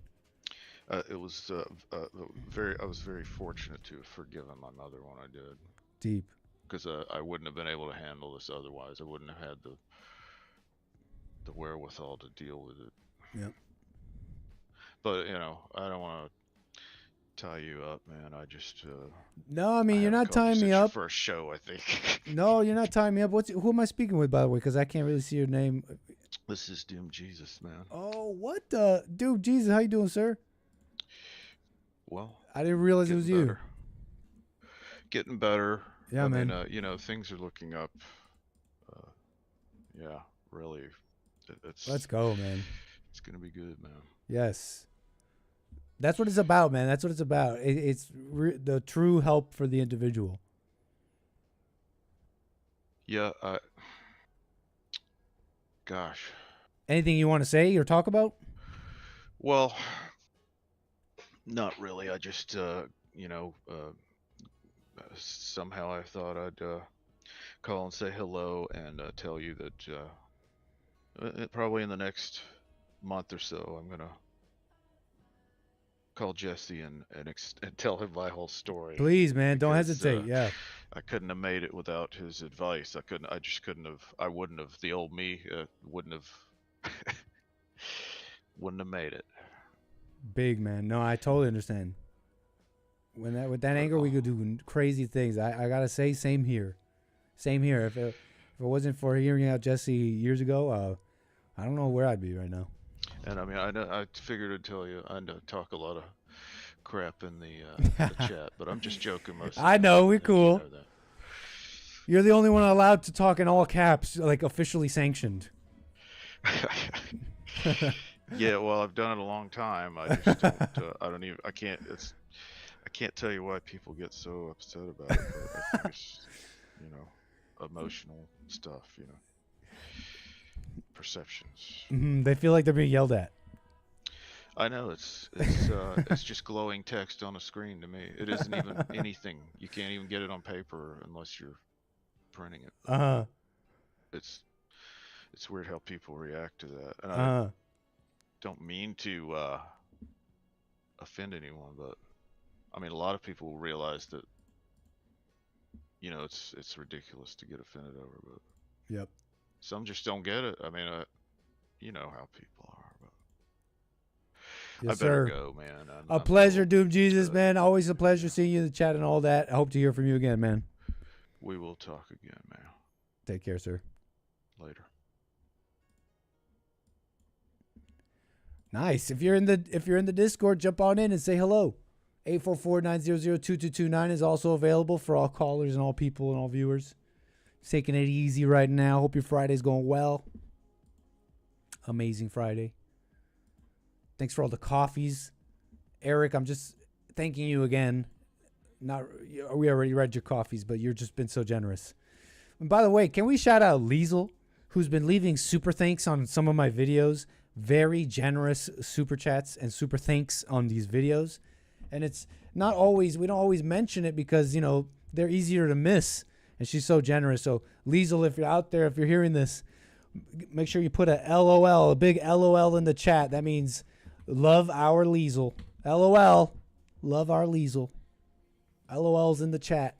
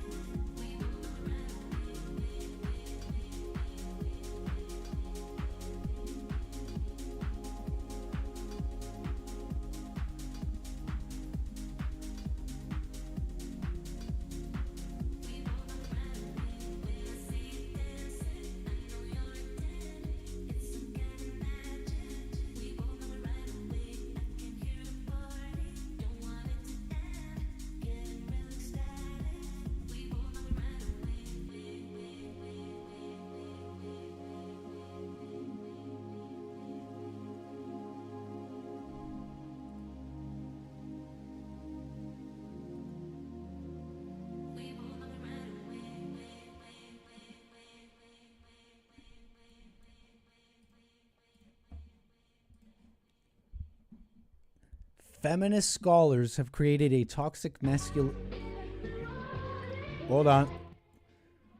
toxic masculinity scale. Do we really need to get educated on this?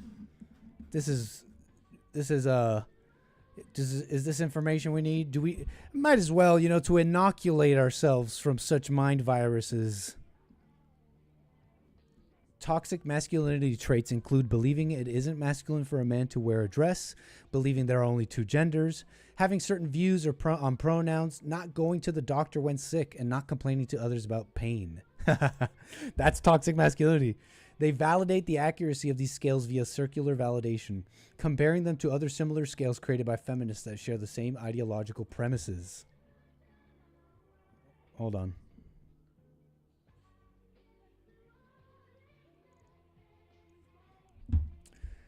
Table 1, 35 item toxic masculinity scale factor structure items, internal reliability coefficients, and item factor loadings. What is this gobbledygook? Intellectual nonsense. What the? How do we make sense of this? Chromeback's alpha, number of items. Okay. If I cry, I am weak. I'm trying to figure out how this works.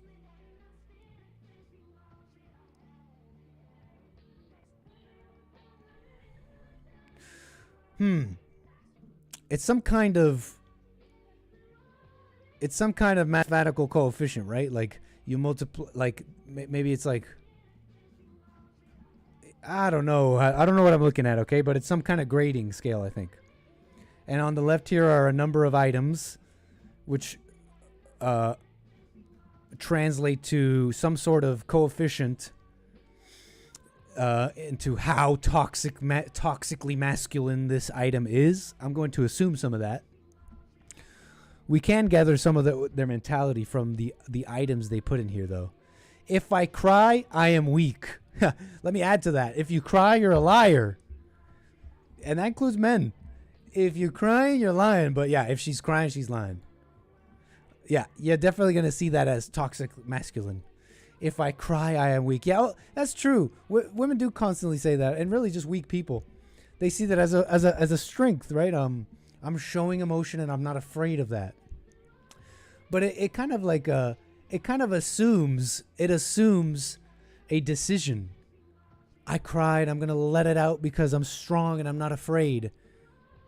Yeah, like stop pretending like you used your strength to do that. Okay, you were gonna do that anyways.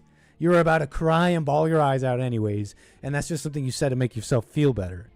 Because it assumes like a decision. Like, no, I'm gonna cry and I'm gonna be strong about it. Like, shut up. Come on. You're lying. You made that up. That came after the fact. Crying means I am weak. You can file that under the first one. Expressing sadness publicly makes me weak. Yeah, umbrella under there. Public displays of sadness means I am not masculine. I mean, kinda, right? You know me. I can nitpick and be a little bit more real about definite statements, but that being said, we got to start off at least from a true standpoint. Is this, if you were a gun to the head, yes or no? I mean, I have to say, yeah. Dominant men are attractive to their partners, so I guess if you believe such a thing, you're toxic masculine, I guess. People are attracted to men who dominate others. Muscles are indicators of masculinity. Not always. Not always. This is obviously a woman came up with this, right? I think men know that the muscles, the toughness, the not crying in public is just a small aspect of it. It represents something deeper. I mean, some men, maybe us right here, right? Maybe not the normies. Men who wear women's clothing aren't masculine. Men who wear dresses aren't masculine. Like, duh. They're trying to retcon. They're totally trying to retcon what average people see as manly and feminine. There was no social engineering. In fact, all the social engineering in the world, and still, your average person sees dresses and long hair and blah blah blah as feminine, and makeup and not crying in public and muscles as masculine. All the social engineering in the world, and still.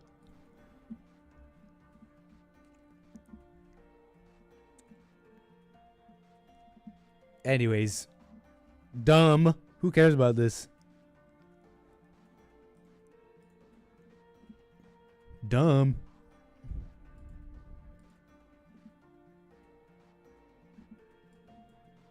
Fearful, especially after the horrific attacks that we saw in Washington, D.C. and in Boulder, Colorado. And they're fearful also in conversations that I have heard myself about life in this city. I spoke to a Jewish man in Williamsburg not too many weeks ago who told me about the fact that he now locks the door that he used to close, that he used to keep open for years because of a fear of who may come in. I spoke to a friend of mine after October 7th who told me about going to his synagogue for Shabbat services and hearing the door open behind him and turning around with a tremor going up his back, not knowing who was walking in and what they wished for them. And ultimately, it's through the conversations I've had with Jewish New Yorkers that I have developed a proposal for the Department of Community Safety that would include an 800% increase in funding for hate crime prevention programs. Because ultimately, we cannot simply say that anti-Semitism has no home in this city or no place in this country. We have to do more than talk about it. We have to tackle it. And that's what we will do through this funding and through this commitment. What? We will root out. I mean, I'm not saying what because some progressive socialist said we have to stop hate speech and like no surprise there, right? It's just that isn't this a little rude and maybe even a little anti-Semitic? He's assuming that Jewish people, he's thinking about Jews, and he's like, you know what, Jews, I am watching out for you. And you know what, Jews? I'm thinking about you guys. And you know what? You know what you guys would love? An 800% increase in anti-hate speech stuff. It's like Zoran Mamdani. That's a little bit rude. You're saying that, I mean, you're saying that the Jews are the ones that are so into hate speech laws and cancel culture. I mean, he didn't say cancel culture, but I'm just trying to summarize. It's a little bit anti-Semitic of Mamdani here. I mean, he must, or maybe he knows the voters. Because, that's crazy, man. He's like, you know what, Jews? I am watching out for you. And to tell you how much I'm watching out for you, let me do something you guys will love. Increase 800% the budget on hate speech laws. It's like, you know what, New York? You get what you deserve. You know what I'm saying?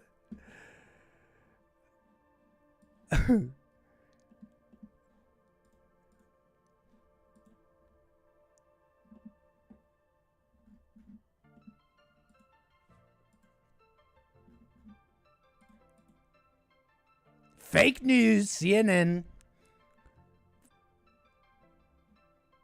Fake news, CNN. I'm just going through my links right now. Oh, you know what? Let's get to this call. Appreciate your call. Who am I speaking with? You're on the air. Yo.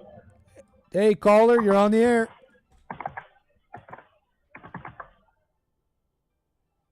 Hey, sir, can you hear me? You're on the air. Oh, hold on. Hey, caller, can you hear me now? Mic check, mic check. Up, Nick? Hey, who am I talking with?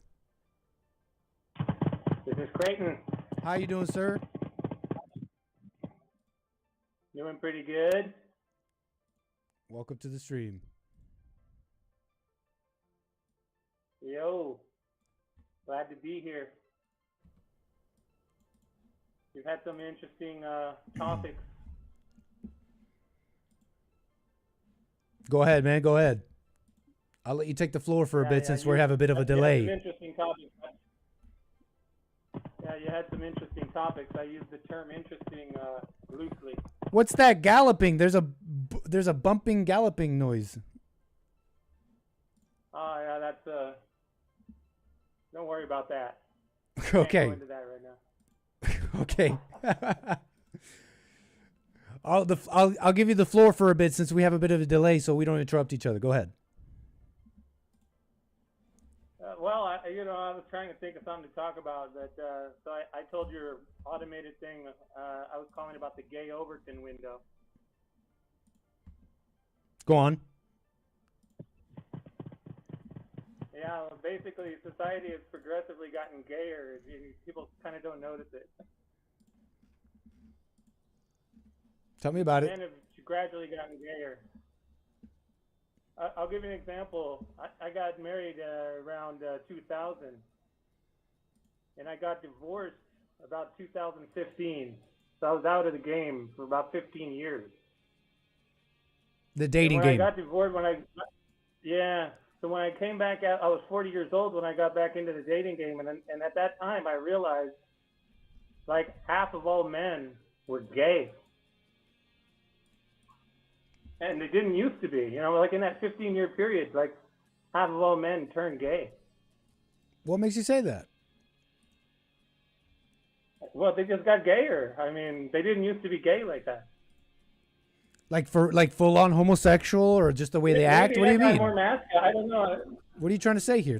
Explain. I mean, I don't know. I mean, everybody just seemed to be gay. I mean, the younger people, that is. It's like, I don't know, like the popular culture just turned everybody gay. And they've been getting gayer and gayer ever since. It's like a gradual thing. I think they've been like slowly through the popular culture. Like, I didn't notice it because I was married for 15 years. I was just living a family life. You know, I didn't really pay attention to it. But then I started to realize, like, whoa, everybody's gay. All right, man. Well, appreciate it. Thanks for your call. Okay. Thank you, sir. I mean, I guess maybe you didn't notice it because you guys are younger.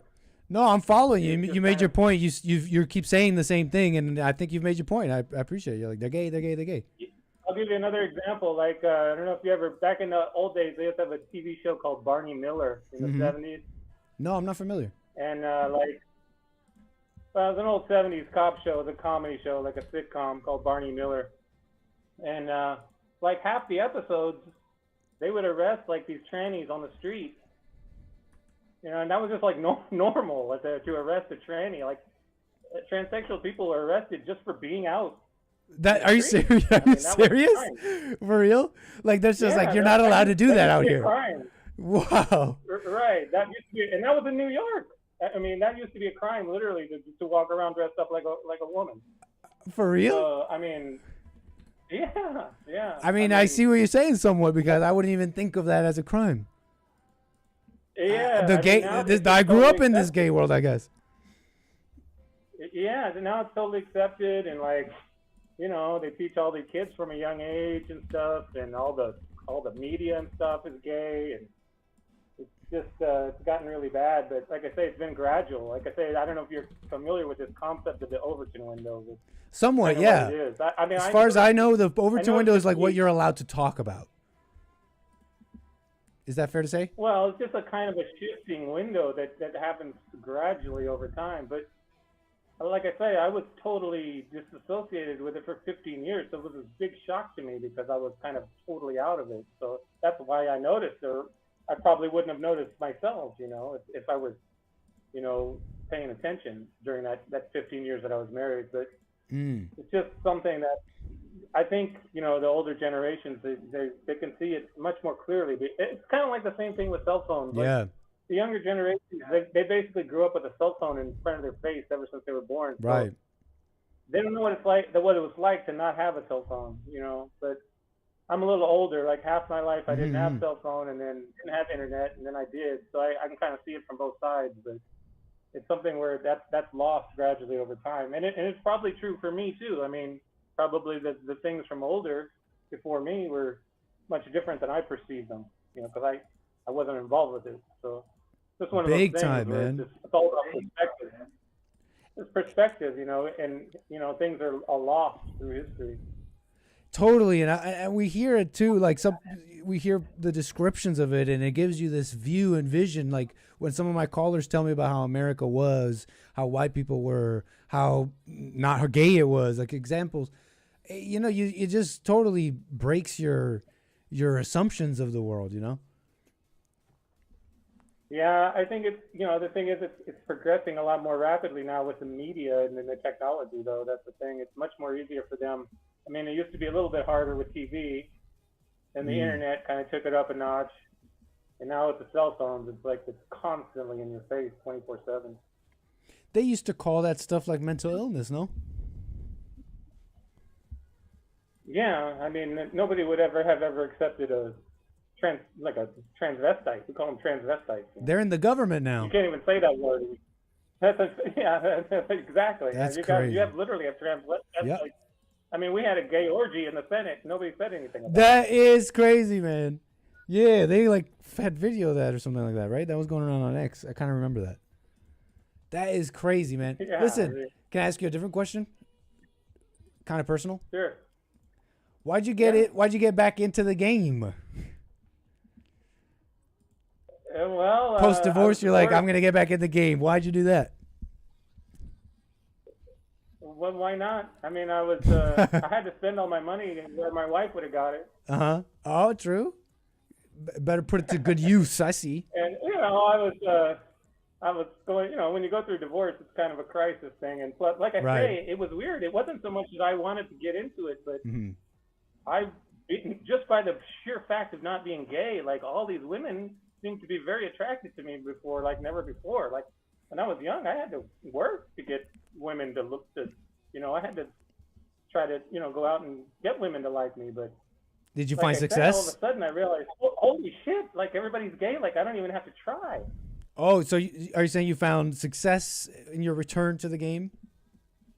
Yeah, well, I mean, it wasn't even so much me looking to get laid, it was like all these women suddenly wanted me. It might have been the fact that I was more mature and older too, that could be part of it, but I think the major part of it was that just everybody was much more, the younger generations were much gayer.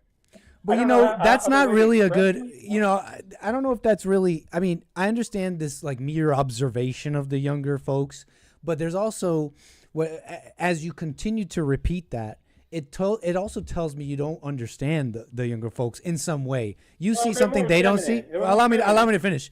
You see something that's true. I think that's absolutely true. It's a total change in this feminization, blah blah blah. But in your repeating of they're so gay and and blah blah blah, it tells me that, how do I put this? Because the young men are although there are stats and they're showing that the men, young men are not dating as much or having as much sex or something like that. I'm not so. That's just like these stats that went around. That being said, young men and women are still getting together. Well, they may not be getting married. They're not getting married and all that, but they're still getting together. And the men, how they do it, it seems gay to us. But what I'm trying to say here is that there's an aspect to understand there because they're still getting women. So what is it that's going on? If someone wanted to understand, I'd say you'd want to maybe go there, start there. Yeah, well, maybe they're just losing interest. Whatever it is, I mean, I feel like they've been kind of socialized to not be so, the men anyway. Like, I mean, younger, in the older generations, men were all about, I mean, they were basically cads, that's all they wanted to do was get laid. And now that's kind of become a stigma, It's kind of. It's just that these liberal chads I see in like LA and stuff, and I call them chads just because they may be total betas, but these liberal guys I see around that are total libtards and long hair and feminine, they're crushing it, man. They're crushing it in these liberal cities. The man bun. They're crushing it. Yeah, but the thing is. But they're usually like attractive and all that. You can't just be an ugly libtard. You're not gonna get anywhere. Yeah, well, I mean, in generally, society has become more debauched. So I think that the other side of that was the women have become much more promiscuous and much more. No, I think they genuinely like those guys. No, I mean, just compared to, say, 80s and 90s to today, I mean, women are much more promiscuous and easy and, Totally. than they were. I see what you're saying. They put out more easily. So that's the other side of it. It wasn't just that the men have kind of become more, not even that I know I say that they become gay. That's the way I look at it, because that's the way we would call them in the old generation. We would say that's gay, but it's just that they're. I got you, man. They're indifferent. They don't really care anymore, And maybe the ubiquity of porn could have a lot to do with that too. I think so, man. There's something there. There's a big thread there. I mean, really, the perversion of pornography in just unchecked, I think, is at the core of even this transgenderism. It's really just like guys, porn fried brain guys that like they're just getting their thrills and their kinks. Yeah, I mean, out there wearing dresses. Women, yeah, but it's just a general debauched nature, and the women are more debauched. Like the women are much easier. I remember there was a scene in Wolf of Wall Street. I don't know if you ever watched that movie. But there's a scene where Leo is talking to Rob Reiner, who's his dad, and he says, nowadays all the women they're shaved. You know. I hear you, man. And it's kind of the same thing, you know. Now, I mean, they're Yeah. Well, those are young women. They're not for you. They're for the young men. This is what I'm trying to say. Like they're for them. They're for each other. And then that's the challenge. The men have to lead them out of them and all that. But those are for them, right? They're not for you. Why are you in the game? You're too old to be in the game. You already done with a divorce. You're not done with hell. Yeah. Well, when I got out of my marriage, you know, I just went hog wild. It was like a buffet, man. All you can eat buffet. All you can eat hell, right? Hey, you got to get your fill, right? As long as if you're still hungry, I guess go and eat. You got to get your fill of hell. I mean, you got to be done with it. Right on, Creighton, man, a pleasure. Oh, did he hang up? I think he either hung up or it was an accident. I appreciate your call, man. Always a pleasure, sir. Call me again sometime. I think he hung up by accident. I don't know what happened. Or I'm thinking actually. Ooh, I think my call-in studio. I think I have to pay my call-in studio bill. Hold on. Oh, man. So, hey, Creighton, if that was you, or who was that? I forget who that was, but listen, man, thanks for your call. Y'all know what I'm saying, though? It's like I'm back in the game and I'm seeing these women are so crazy and evil. It's like, yeah, women are evil and men are weak and stupid. And then you're looking at young people get together like, why would you do that? It's like, because that's their generation. That's the challenges they got to go through, and that's who they're for. You know, you're an old guy now. It's just like you post divorce. It's time to like be the leader of those people, right? And be a good example. But hey, you know, maybe we'll hold off, right? You got a buffet to deal with. I understand. No judgment, no hate. It's a pleasure to talk with you, actually. I'm just kind of messing around. But yeah, I couldn't get mad at young people getting together like that. That's what they're supposed to do in a sense. And men, and it's like, oh, if women are a certain way, especially if they're young, it's like that's how they're gonna be. That's the challenge they must go through if they want to go down that path, right? Men, if that's the path you will choose, then so be it. But how am I gonna be over here old and be like, what are you doing, gay? Not that that's what that guy was saying. I don't think that's exactly what he was saying, but.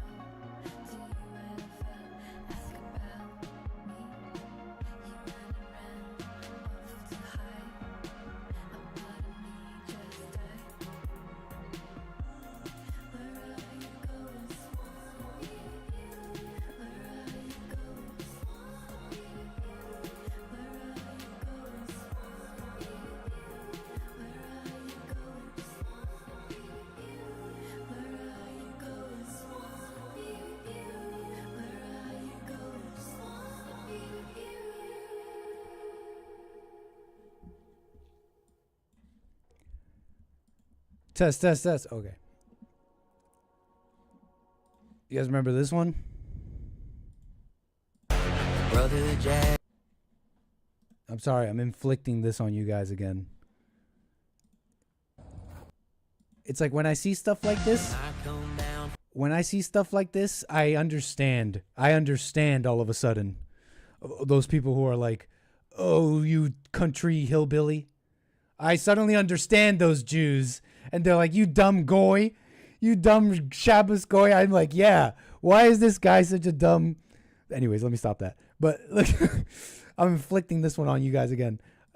You know, it's like, why just be okay? Why just be okay with being terrible? And you just call it being rough around the edges.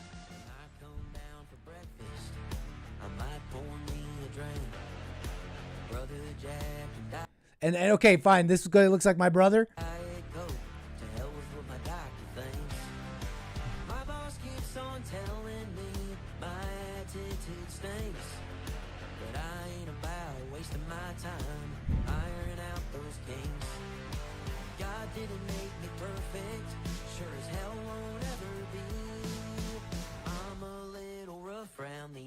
But baby, that's fine with me.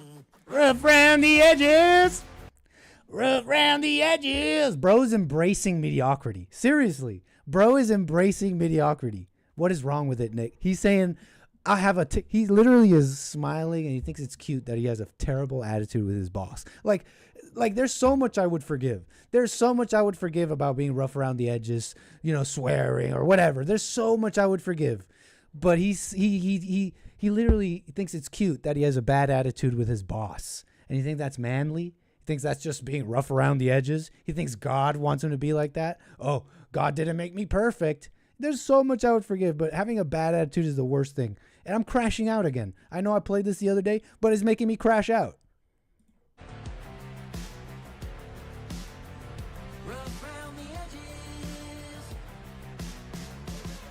You dumb goy.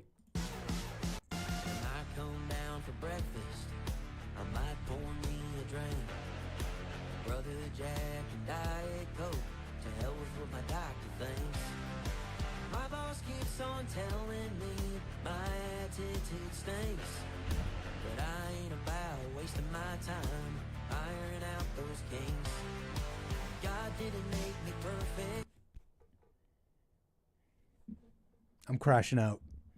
I'm crashing out. Tragic. This is tragic. I'm crashing out. Let's look at the Discord. See what you guys have been posting. Because I'm crashing out right now. I'm a crash out. That boy a crash out. Every man needs this kind of girl. If you're a feminist, woke, or a Joe Biden voter, this is, in fact... This was posted by people in my Discord telling me to watch this. Okay. If you are a feminist, woke, or a Joe Biden voter, this is, in fact, the single most terrifying interview you will ever see. You've been warned. Here's your trigger. He's a 10, but he voted for Biden. He's a 0. Why? I really don't like Biden. I hate your stinking gut. How would you describe some of the guy's characteristics? He's probably a pussy, and he's probably not very smart. He's more than likely gay. Damn! Would you rather protect women's rights or have lower taxes? Have lower taxes. Why? Because I think women already have enough rights, and our taxes are based. Enough rights, and our taxes are so. You smart. You very smart. I think that women are supposed to just. I don't know. It's low IQ all over the place, folks. You know, I see it. It's low IQ everywhere. The left, the right. I think that women are supposed to just be happy and like be able to be with their children and take care of their family. Nick, could you watch something? Let me make a note of that. Everything is fake. I would love to do that. By the way, Kevin, are you still in the chat? Let me make a note of this too. Kevin, you gave me a book recommendation, and Everything is Fake wants me to respond to something. If you're serious, I would like to respond to such things. Let me make a note of that. Thank you. Noted. Because I here's the thing about, I was just saying, low IQ everywhere. I'm so sick of the circle jerk. I'm sick of the like echo chamber. I've been following all these people on X who I totally disagree with, but I think they're really, really smart. And I see their takes on X all the time, and I'm like, that is so wrong, but it causes me to think, and so I've been following all the people I think are smart, but I totally disagree with. So yeah, definitely, I'll check it out. Thank you. Everything's fake. Let me make a note of that. Respond to that. And there was a book too, Kevin. Something about darkness or something like that. But what else can I say? This is like whatever. All right, you heard it here. Low brow. She's like, yeah, I'm done with women having rights. Yeah, like the right to show that much leg. Which, you know what? I don't want to LARP. Like, I grew up in the world I grew up in, and I'm not gonna act like I want my women sort of modest, but it's like for me, it's like. It's for me. It's like I don't mind if someone looks at my woman. I'm not like afraid of that. I'm not gonna have her dressing crazy everywhere, but it's called dressing appropriately for what you do. If I'm gonna go clubbing with my girl, maybe that's not Christian or something, but if I'm going clubbing with my girl, she's not wearing a trad dress. She's not wearing the trad dress. Okay, she's wearing the club fit. If she's at the beach, she's wearing the beach fit. I don't know what to say. That being said, anti-feminist and all that. Well, guess what, lady? Yeah, that let you wear all this. Children and take care of their family. All right, you heard it here first. That's right, I said it. Hey, thanks for the viewer video suggestion there. Appreciate that. If you're in my Discord, just checking some of your suggestions out.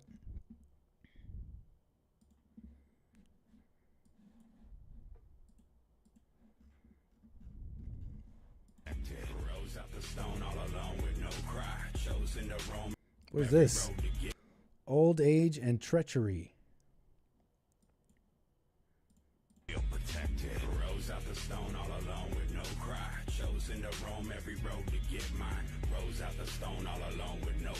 I don't know if I would do that. I don't know if that's smart.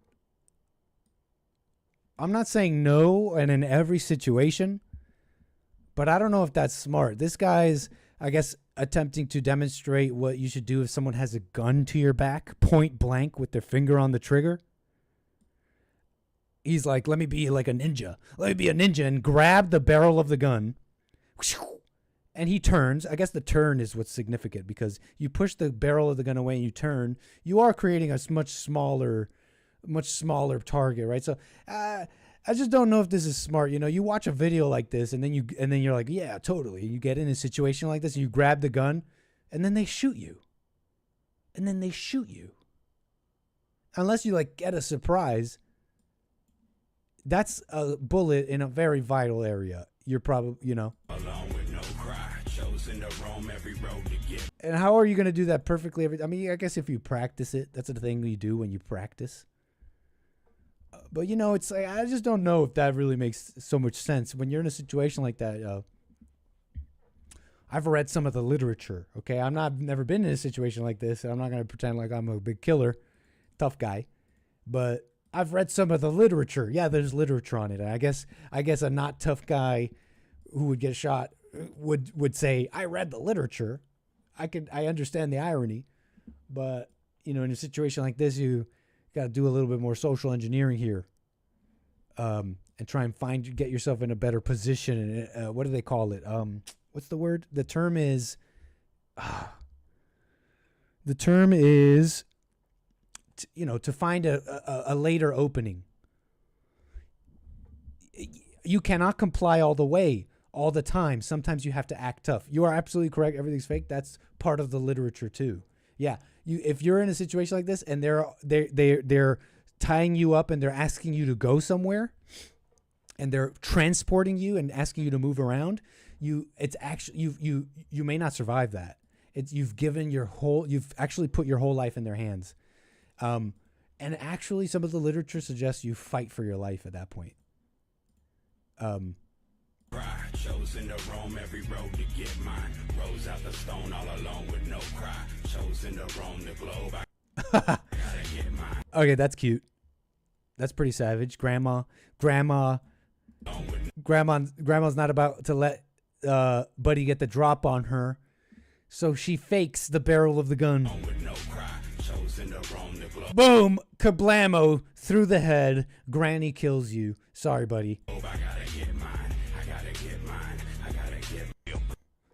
So someone sent that to me. We're just having fun.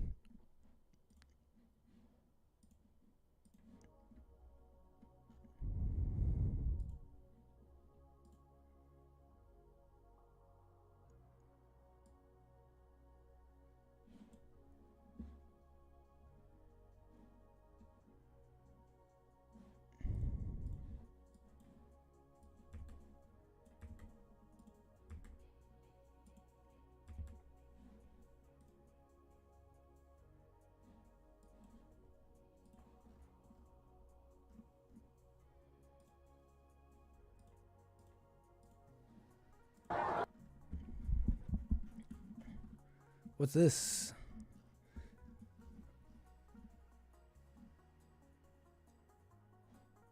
The funeral of King John Il?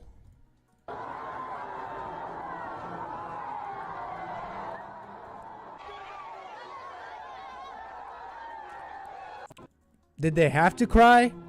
Were they forced?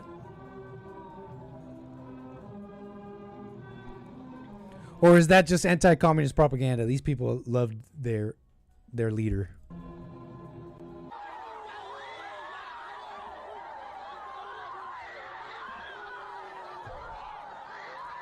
Whoever cries the least gets executed.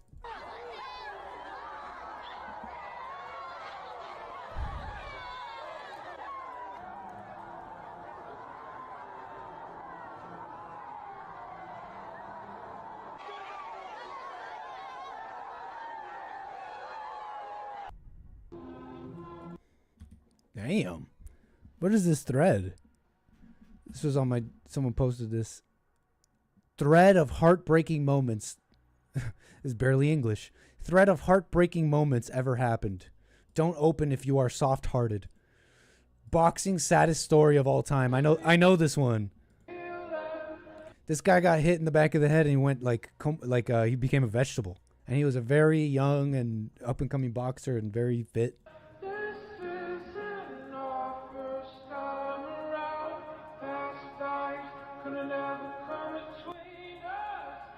That's terrible. This guy looked totally normal, and it's just one bad hit, a couple of bad hits to the back of the head, and it's just life totally changed. He never rehabilitated.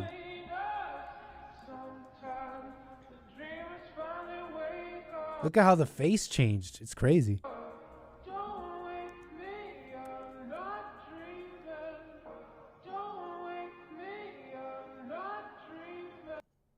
That's crazy, man.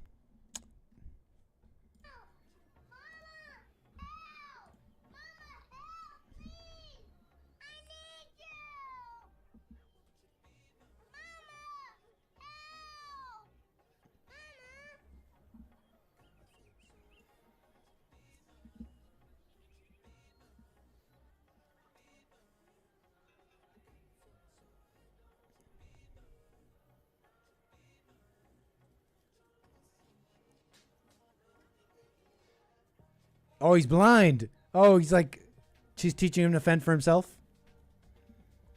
Mama. That's a good mom, right? I ain't gonna help him get up. He blind. He gotta figure this out.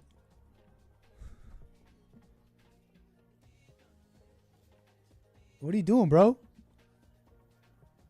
Oh, you got a little cricket. He could hear that. I can't see it, but I can hear that. What movie is this? Who knows? Whatever. Oh, it's Ray Charles. Oh, I thought I had some suspicion that it was something like that. It's just, I was a little confused because this house, I don't know. Is this like hundreds of years ago? Or am I ignorant? Like, this is just how houses were in that area, bro. I'm just thinking this is like the early America at one point. When slavery was around or something. Ray Charles wasn't no slave, right? Anyways, my Discord viewer, I don't think they meant for me to go through that whole thread.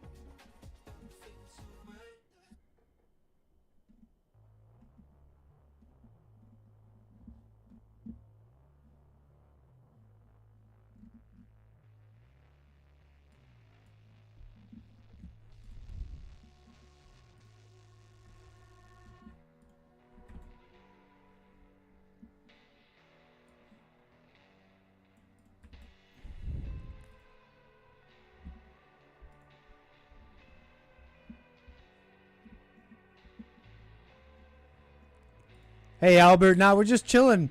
Right now we're going through some viewer content on Discord. We did some of the topics and calls and all that. We've been kind of streaming and chilling together for a few hours. I'm starting to wrap it up. There's some things I have to go finish. What can I say? We've been taking a nice chill stream today. Hope you've been enjoying it. All my callers, subscribers, viewers, members on Rumble, and all the people supporting.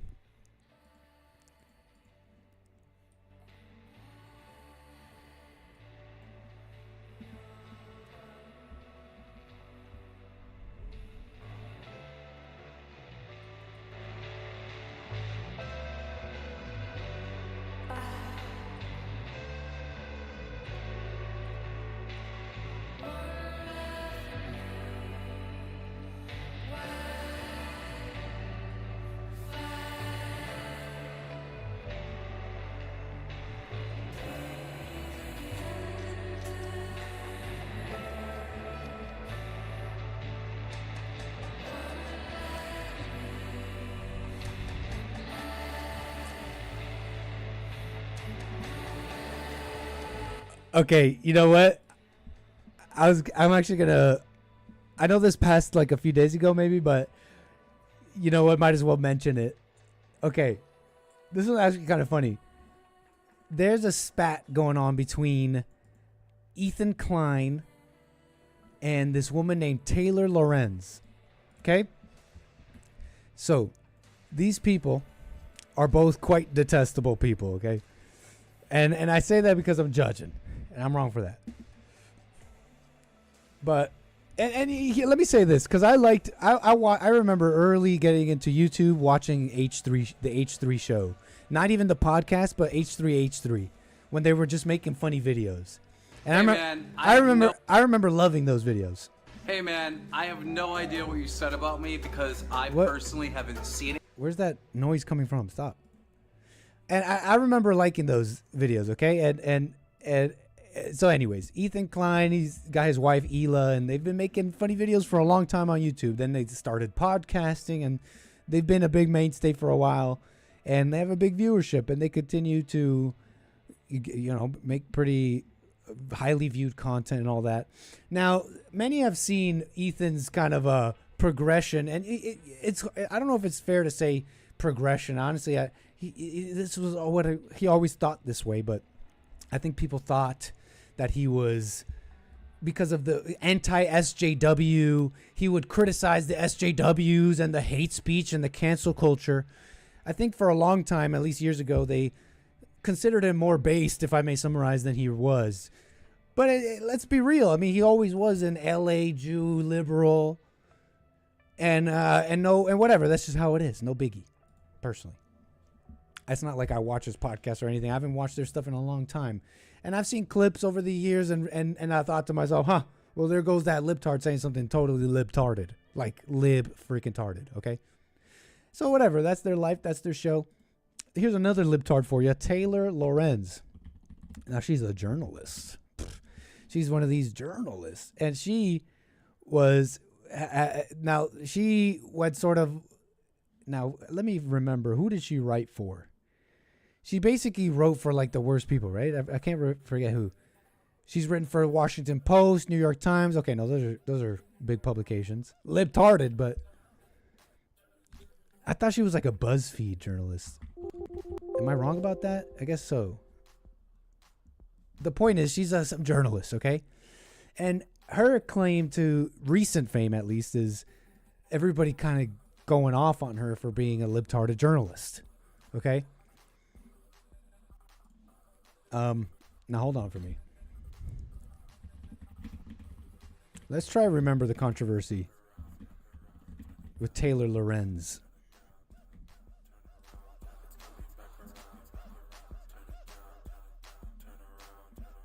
That's right. Okay.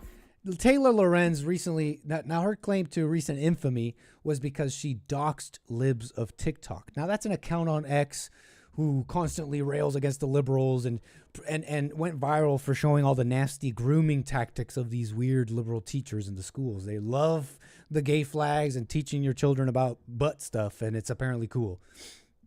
So Libs of TikTok was doxxed by this journalist, Taylor Lorenz. And it's like it was like nasty. It was nasty. It's like she was an anonymous person, and that's what these journalists do. Oh, that's your journalism, doxing people so that they could be harassed for their views. You know, you're supposed to be this journalist just reporting the news. You know, many saw her as a representation of just the low nature of where journalism is, right? I mean, we're also post-Trump first term of years of fake news, and a lot of people totally just, the younger folks, let's be real, going away from the mainstream news in journalist world. So anyways, that's Taylor Lorenz for you a little bit. Ethan and Taylor are having a bit of an online spat, which I found somewhat catty, gossipy, and stupid and girly, but I found it kind of funny, and I'm siding with Ethan Klein here. Look, let's see if we can pull up the thread, because this woman basically starts coming at Ethan for harassing. Okay, Taylor Lorenz. Let's see if we can find, where is the whole? Does anybody have the whole thread? The whole exchange. Okay, so here it is. So Taylor Lorenz made some posts a few days ago, and I guess she thought this was going to be like a big... She basically is trying to cancel and Me Too Ethan Klein. Okay? And...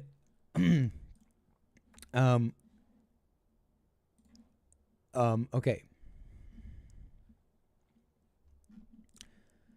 And... Okay, let's see here. And... I'm trying to find out where this started, but I can't tell you. But I gather it was because some previous commentary that Taylor Lorenz made, alleging and claiming that Ethan Klein is a harasser and a harasser of women, which is kind of a nasty claim, right? It's a nasty claim and thing to say. And so Ethan reaches out to her and asks her to provide her a written apology by the end of the day to avoid litigation. You know, hey. You know, he's using his, maybe something maybe he's using tactics that are close to home or something like that. I don't know what I mean. Yeah, what Ethan Klein, you know, hey, look, hey, whatever. He's telling her, you're defaming me. I'm going to bring the law on you unless you provide a written apology. Go ahead and ask an attorney about your exposure on saying someone sexually harasses young girls, which, let's be real, that's a nasty thing to say. It's a nasty thing to say. He says, you are an effing journalist. Jesus Christ, you need to get your ish together. Taylor Lorenz responds, hi, Ethan. Here is a video of you sexually harassing a teenager. Is this a fake video? Please let me know. Now, where is that video? Jeez. Wait, hold on. Where was that video? Let's see if we can find this. Hold on. Because let's see, is he sexually harassing this young girl? 8937 24209.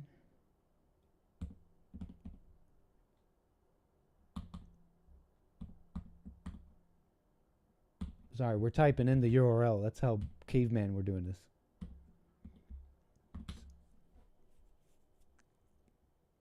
This page doesn't exist. Did she take down this video? Hold on. X.com.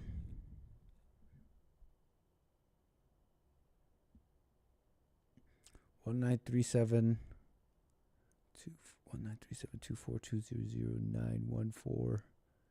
24200914588 0965 question mark S00.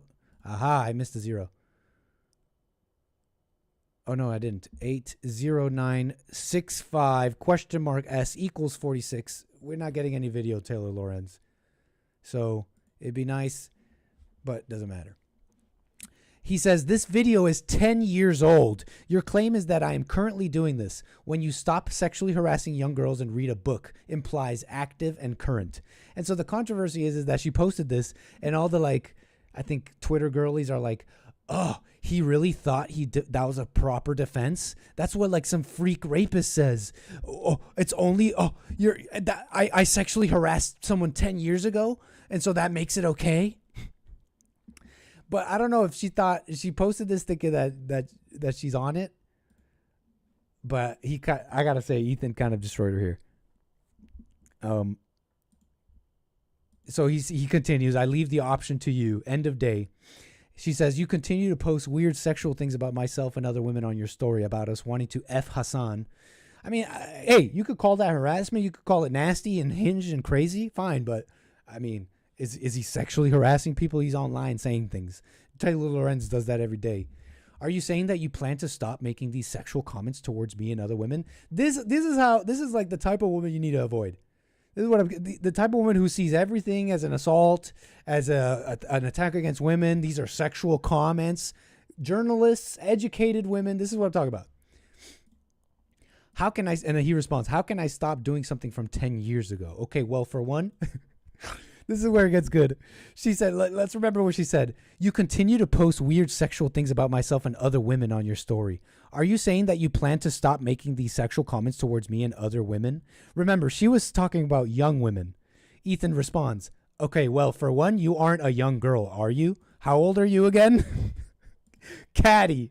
Totally catty. I mean, that's his feminine nature, I bet. But he killed it with that one.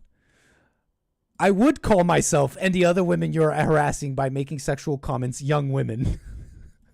Oh, Taylor. Oh, Taylor. Oh, Taylor. Now, she's not an ugly gal. She's not an ugly gal.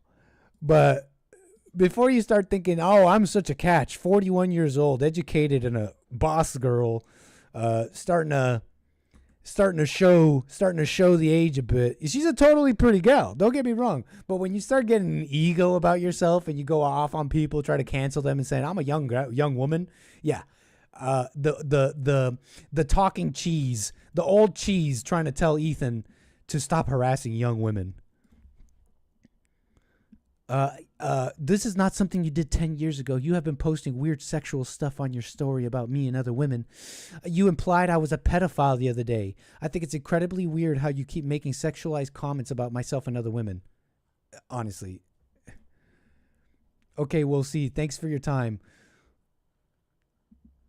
Snark brain is a disease. I generally don't get it, Ethan. So I'm totally being like, this is just me in the last bit of the show picking a little like catty gossipy segment, like not even deep, and still just so I can shout out Ethan here for his snark here, even though he's being a baby, like kind of a woman. Anyway, I think that's it.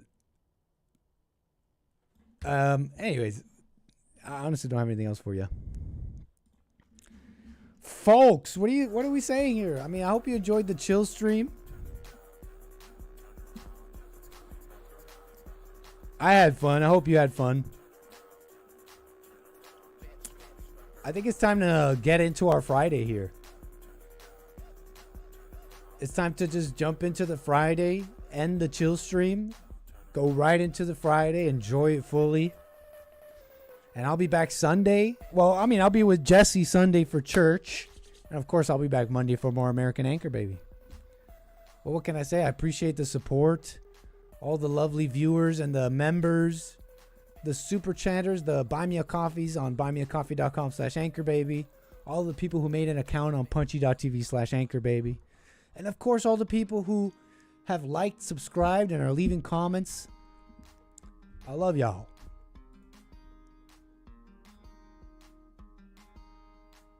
I think that's it, folks. Take care, y'all. As always, a pleasure.